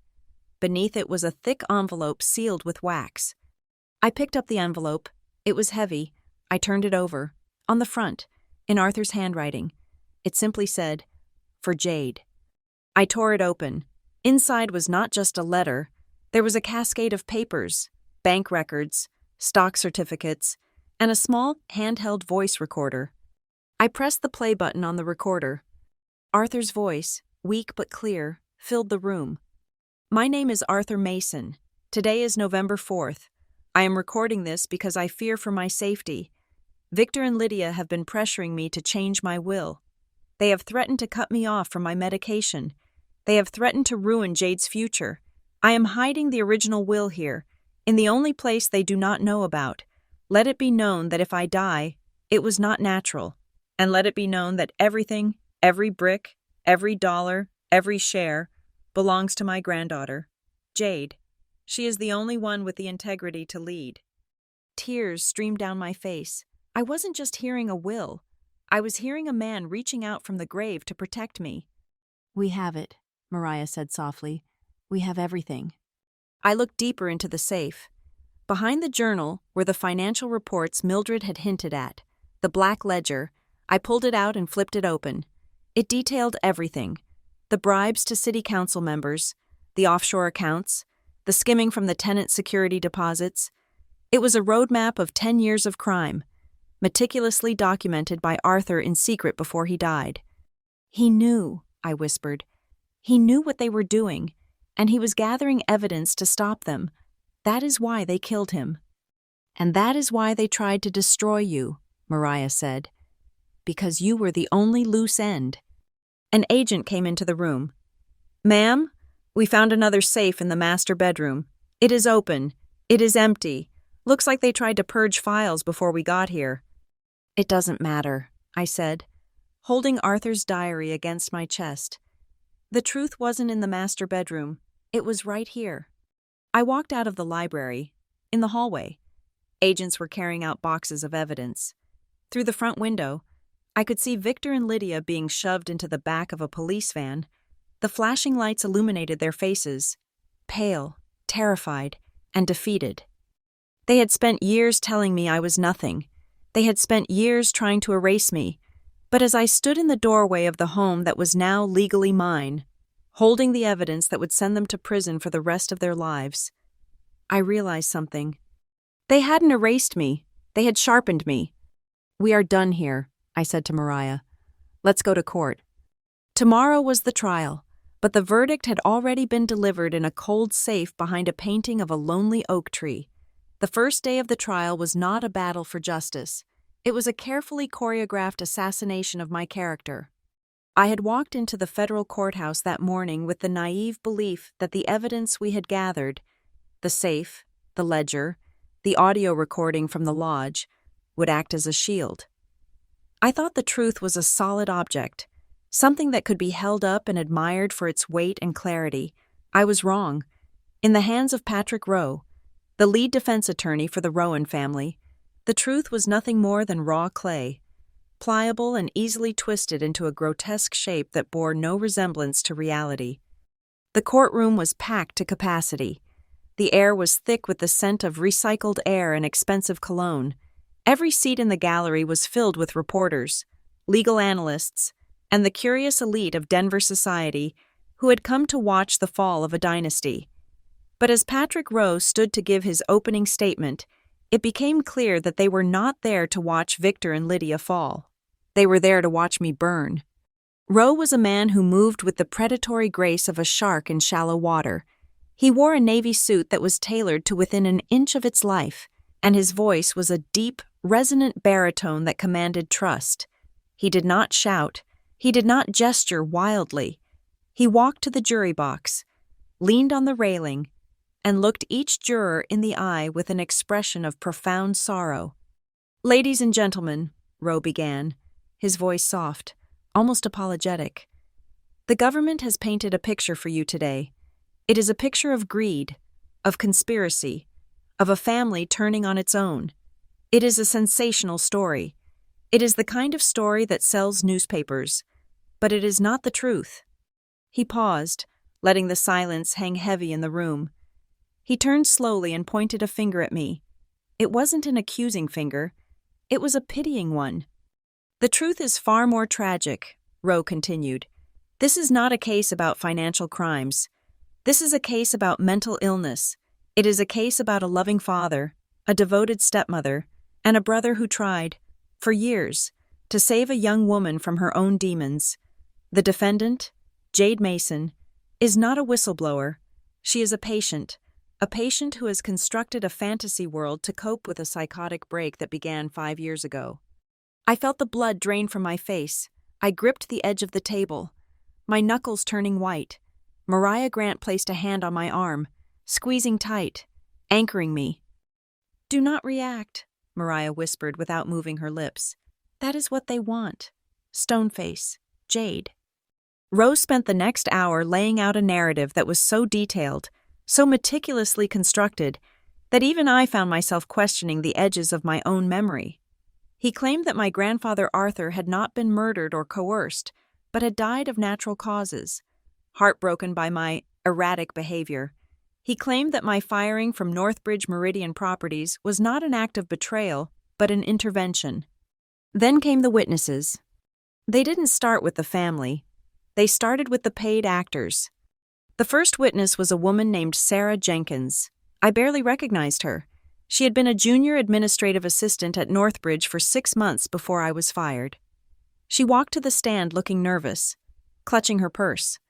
"Ms. Jenkins," Rowe asked gently, "describe the atmosphere in the finance department during the weeks leading up to Ms. Mason's termination." "It was terrifying," Sarah said, her voice trembling. She was intense.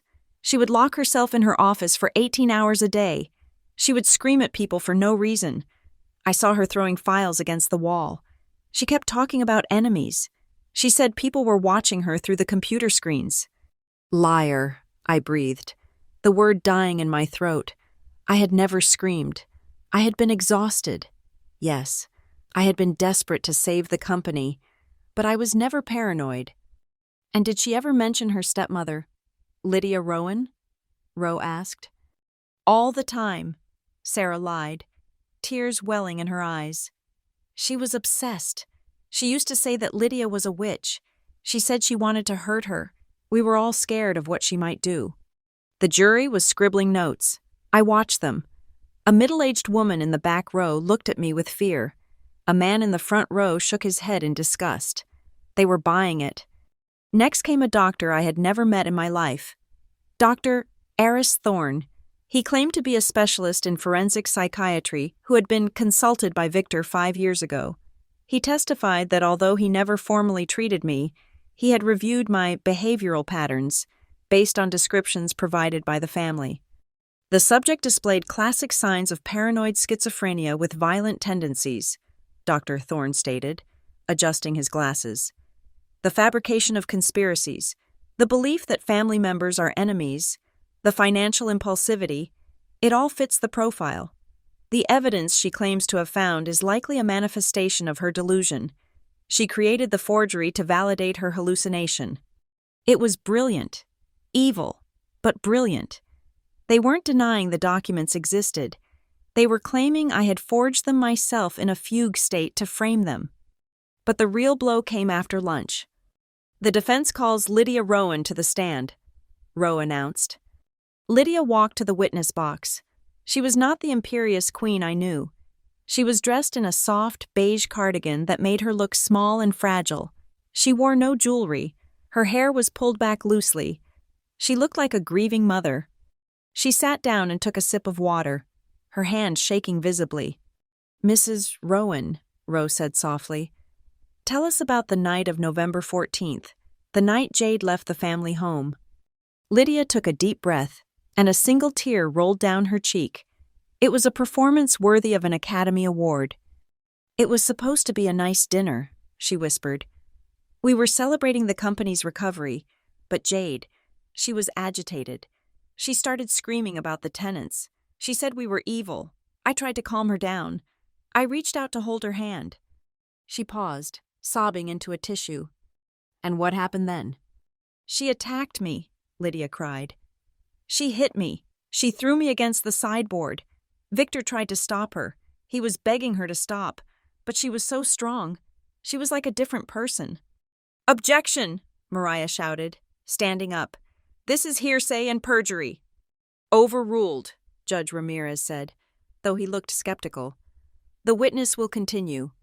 Mrs. Rowan, Rowe said, walking to the center of the room. Is there video evidence of this attack? My heart stopped. The video Tessa had filmed. The video that proved I was the victim. How could they use that? Yes, Lydia sniffled. My husband had security cameras installed in the dining room because we were worried about her outbursts. We captured the moment she snapped. Permission to approach the screen, Your Honor, Rowe said. The courtroom lights dimmed. A large monitor on the wall flickered to life. I watched, holding my breath. The video started, but it wasn't the video I had seen. It wasn't the wide angle from the service door. It was a grainy, high-angle shot from a hidden camera in the corner of the ceiling, a camera I never knew existed. The footage had been surgically altered. It started mid-argument. It showed me standing up, my face twisted in anger. The audio had been stripped out. Then, it showed Lydia stepping toward me. In the original timeline, this was when she slapped me. But the video skipped, a glitch, a jump cut disguised as a frame rate drop. Suddenly, the video showed me raising my hand. In reality, I had raised my hand to block her blow, but without the context of her strike, and with the angle of the camera, it looked like I was winding up to backhand her. The video froze right there, my hand in the air, my face contorted in pain, which looked like rage. Lydia cowering. Pause, Rowe commanded. Ladies and gentlemen, look at the aggression. Look at the violence in her posture. This is a woman attacking her stepmother. The video cuts out here due to a power surge, but the intent is clear. A collective gasp went through the gallery. That is a lie, I shouted, standing up. That is edited. She hit me first. Order. Judge Ramirez banged his gavel.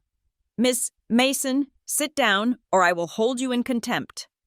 It is a lie, I screamed, feeling the tears hot on my face. Show the rest. Show what she did.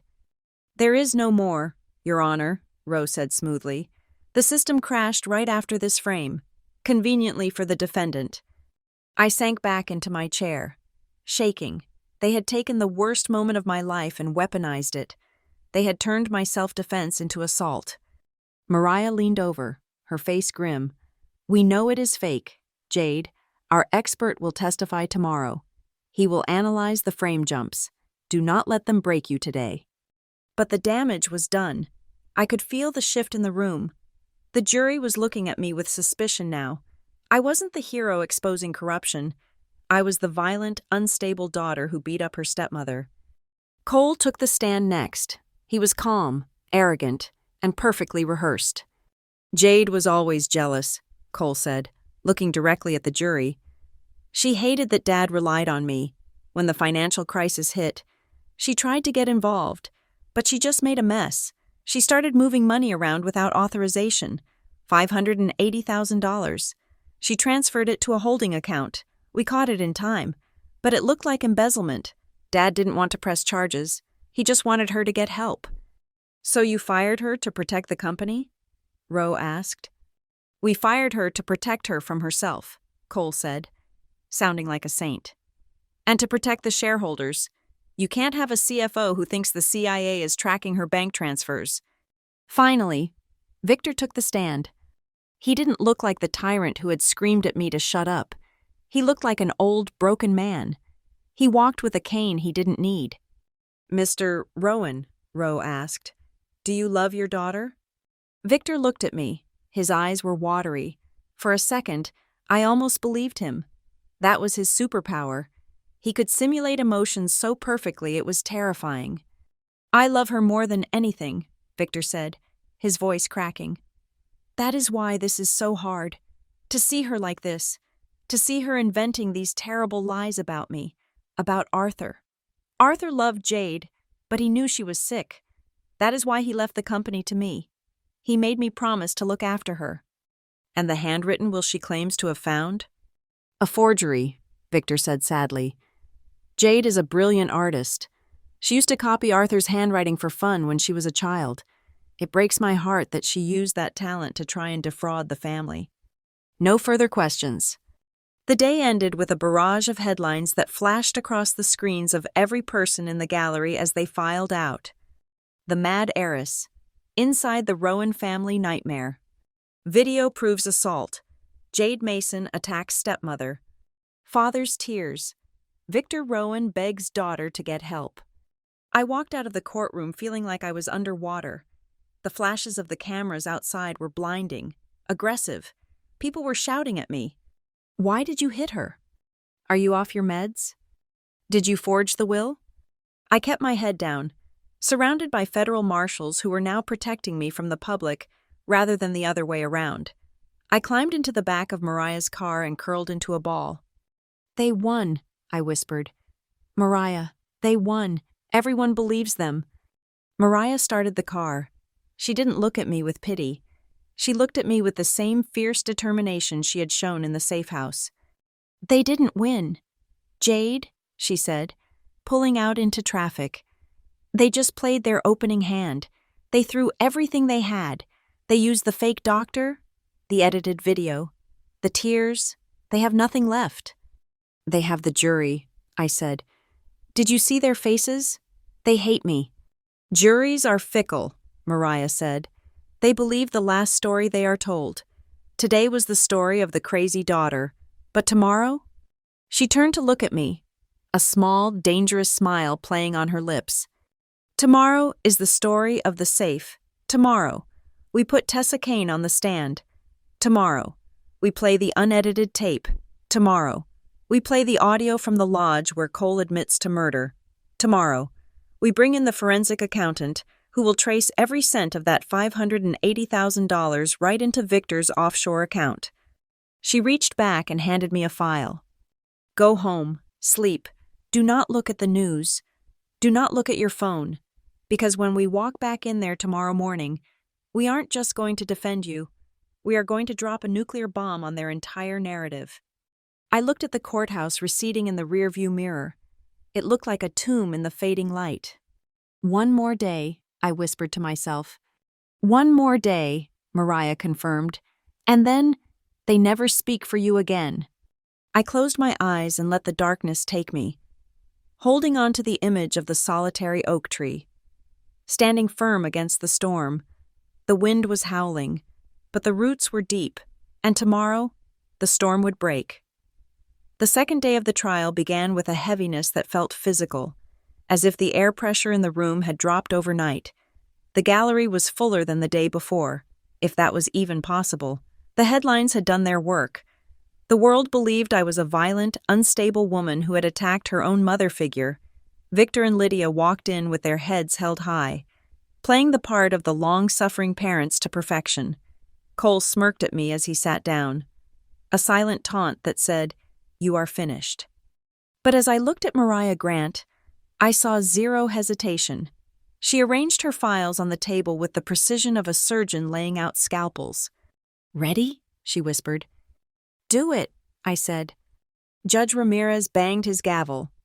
"Ms. Grant, you may call your next witness." "The United States calls Tessa Kane," Mariah announced. A ripple of confusion went through the defense table. Victor frowned, whispering something frantically to Patrick Rowe. They didn't know. They had no idea Tessa was the loose thread that would unravel the entire tapestry. Tessa walked into the courtroom. She was 21 now, no longer the terrified teenager hiding in the shadows. She looked nervous, clutching the railing of the witness box, but her jaw was set. "Ms. Kane," Mariah began, "where were you on the night of November 14th, 5 years ago?" "I was at the Summit Ridge estate," Tessa said, her voice clear. I was collecting linens near the dining room." "And did you witness the altercation between Jade Mason and Lydia Rowan?" "I did." "Did you see a security camera on the ceiling?" Mariah asked. "No," Tessa said. "There were no cameras in the dining room then. Mr. Rowan didn't have them installed until a month later." Patrick Rowe stood up. "Objection! Speculation!" "I am not speculating," Tessa said, cutting him off. "I know because I was the one recording." The courtroom went dead silent. "Your Honor," Mariah said, holding up a flash drive, "we would like to submit Exhibit G, the unedited, continuous video file recorded by Ms. Kane on her cellular device that night. We have authenticated the metadata." "Objection!" Rowe shouted. "We haven't seen this." "It was entered into discovery at 6 o'clock this morning, Counselor," Mariah said coldly. "Check your email." Judge Ramirez nodded. "Play the video." The screens flickered to life. It wasn't the grainy, black and white, high-angle footage Rowe had fabricated. It was shaky, handheld, color video. It was raw. It was real. The audio filled the room, the sound of silverware clinking, my voice, pleading for the tenants, Lydia's voice, dripping with venom. Then, the moment of truth. On the massive screen, Lydia Rowan didn't cower. She lunged. The sound of her hand striking my face was a sickening crack that echoed off the courtroom walls. The audience gasped collectively. The video didn't cut. It kept rolling. It showed Lydia grabbing my hair. It showed her kicking me. It showed me holding my hands up, crying, begging for help. And then, Victor's voice, booming like thunder. "Don't talk back to her!" It wasn't a plea for peace. It was a command to submit to abuse. The camera panned to Cole. He wasn't scared. He was laughing. He was leaning back in his chair, watching his sister be beaten like it was primetime entertainment. Mariah paused the video on Cole's smiling face. "The prosecution notes," Mariah said to the stunned jury, "that at no point does the defendant raise a hand except to shield her face. At no point does she attack." I looked at the jury box. The transformation was instantaneous.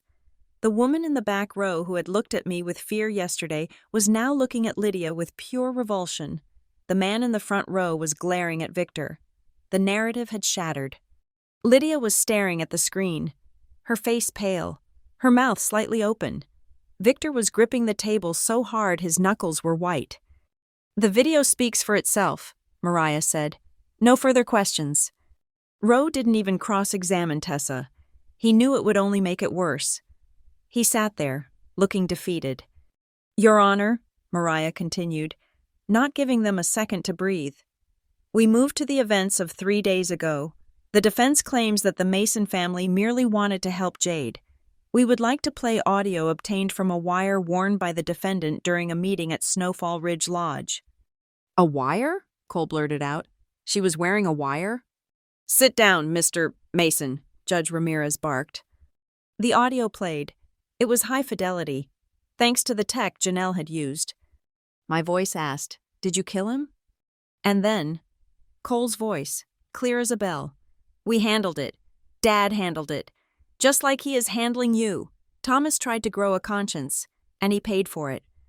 The sound of Cole admitting to the murder of Thomas Keene hung in the air like toxic smoke. Then came Victor's voice. It was a business decision. Arthur was weak. The jury was wide-eyed. This wasn't just domestic abuse anymore. This was a confession to capital crimes. "Ladies and gentlemen," Mariah said, turning to the jury, "you just heard the defendant, Cole Mason, admit that they handled the family attorney who refused to forge a will. Now, let us talk about that will." Roy Gallagher took the stand next. He projected the photo of the safe behind the painting. He explained the hidden mechanism. "The safe was opened using the defendant's birthday," Roy testified. "Inside, we found documents that had been hidden for 5 years. Mariah held up the original, handwritten will. "We called Dr. Eris Thorne back to the stand," Mariah said.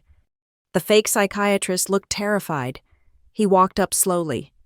"Dr. Thorne," Mariah said, "you testified yesterday that Jade Mason forged this document. Please look at this forensic analysis." She handed him a report. "This analysis confirms that the ink on this document is 5 years old," Mariah said. "It also confirms, through handwriting analysis, that this is undeniably the writing of Arthur Mason. But more importantly, we found this." She held up the small black USB drive we had found in the safe. "This was recorded by Arthur Mason 3 days before his death. We asked the court's permission to play it." Rowe tried to object, but his voice was weak. The judge waved him down. Arthur's voice filled the room. It was shaky, old, but filled with a fierce intelligence. "My name is Arthur Mason. Today is the 4th of November. I am recording this because I fear for my safety. Victor and Lydia have been pressuring me. Let it be known that if I die, it was not natural. And let it be known that everything, every brick, every dollar, every share, belongs to my granddaughter, Jade. She is the only one with the integrity to lead." I started to cry. Not the silent, stoic tears I had shed before, but real, releasing tears. Hearing his voice, protecting me from beyond the grave, broke the dam. Lydia was shaking her head, muttering, "No, no, no," under her breath. Victor had slumped in his chair, staring at the table. But Mariah wasn't done. She wanted to salt the earth. "We have established the violence. We have established the forgery. Now, let us follow the money." She called Janice Monroe. Janice was the former comptroller of Northbridge Meridian Properties. She had worked directly under Victor. She walked in looking like a woman who had made a deal. She had, in exchange for immunity, she had turned over her entire email server. "Ms. Monroe," Mariah asked, "did you receive an email from Victor Rowan on the day Jade Mason was fired?" "I did," Janice said.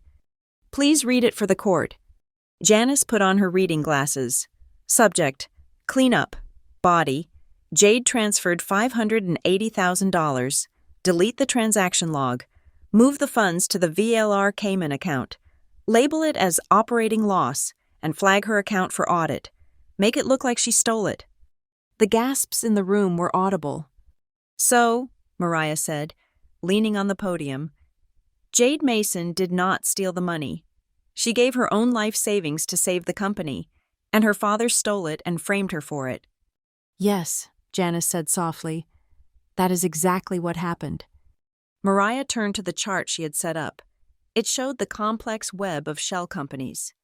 VLR Holdings, Summit West LLC, Blue Pine Development, all of them owned by Victor and Cole Mason.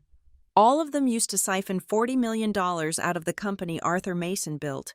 They were bankrupting the legacy, and Jade was the only one trying to stop them. Mariah turned to the defense table. She looked at Lydia. Mrs. Rowan, Mariah said, not calling her back to the stand, but addressing her directly in her closing argument rhythm. You testified yesterday that you only wanted to help Jade, that you offered her a trust, that you loved her. Lydia stood up. Her lawyer tried to grab her arm, but she shook him off.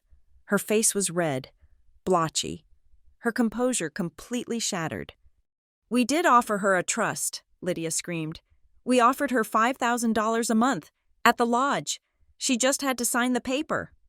The room went silent. Lydia realized too late what she had said. So there was a meeting at the lodge? Mariah asked quickly, pouncing on the mistake.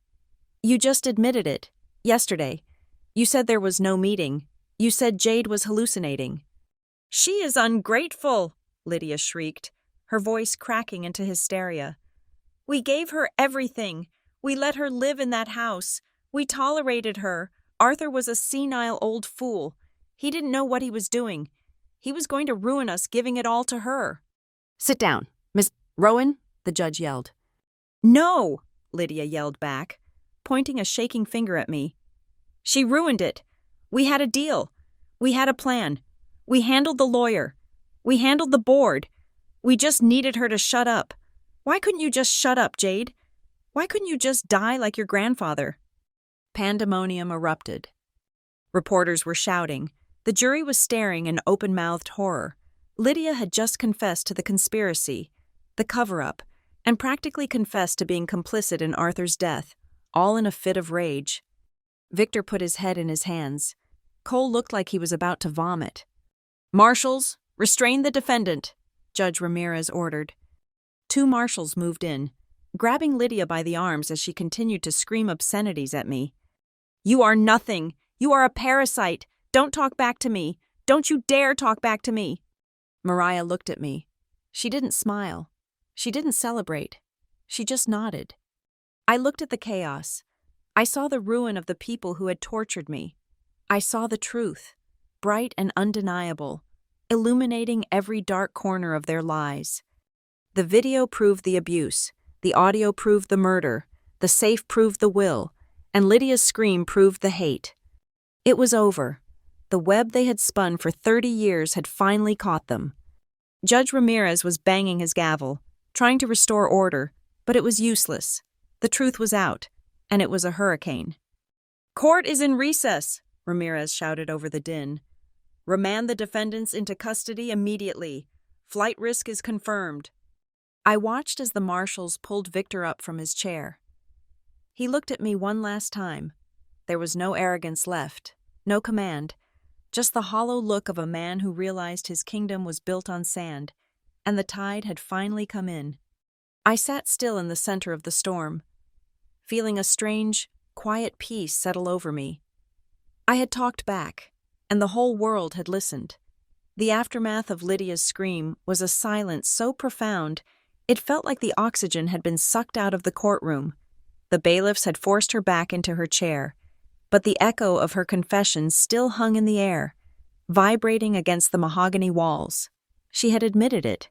In her arrogance and her rage, she had admitted to the conspiracy, the cover-up, and the motive. Judge Ramirez did not bang his gavel immediately. He let the silence stretch, letting the weight of what had just happened settle onto the shoulders of everyone present. He took off his glasses and rubbed the bridge of his nose. He looked down at the mountain of evidence that had been entered over the last 48 hours, the battered journal of a dead man, the jagged waveform of a confession recorded in a snowy lodge, the video of a brutal assault on a woman who had only raised her hands to protect her face. He looked at the defense table. Victor was staring at his hands. His posture collapsed. a man whose spine had finally been removed. Cole was weeping silently, the terrified boy finally breaking through the facade of the arrogant heir. Lydia was breathing in shallow, ragged gasps, staring at nothing, the adrenaline of her outburst leaving her a hollow shell. "I have seen enough," Judge Ramirez said. His voice was not loud, but it carried the terrifying weight of finality. "In 30 years on the bench, I have presided over cases of fraud, of theft, and of domestic violence, but rarely have I seen a case where a family so completely and systematically cannibalized one of their own." He picked up a file. "The evidence presented by the plaintiff is overwhelming," the judge continued. "The video evidence provided by Ms. Kane proves beyond a shadow of a doubt that the assault allegations against Jade Mason were a fabrication designed to discredit her. The forensic accounting proves that the funds in question were not stolen by Ms. Mason, but were in fact her own personal savings, misappropriated by Victor Rowan to cover his own malfeasance." Victor flinched as his name was spoken, but he did not look up.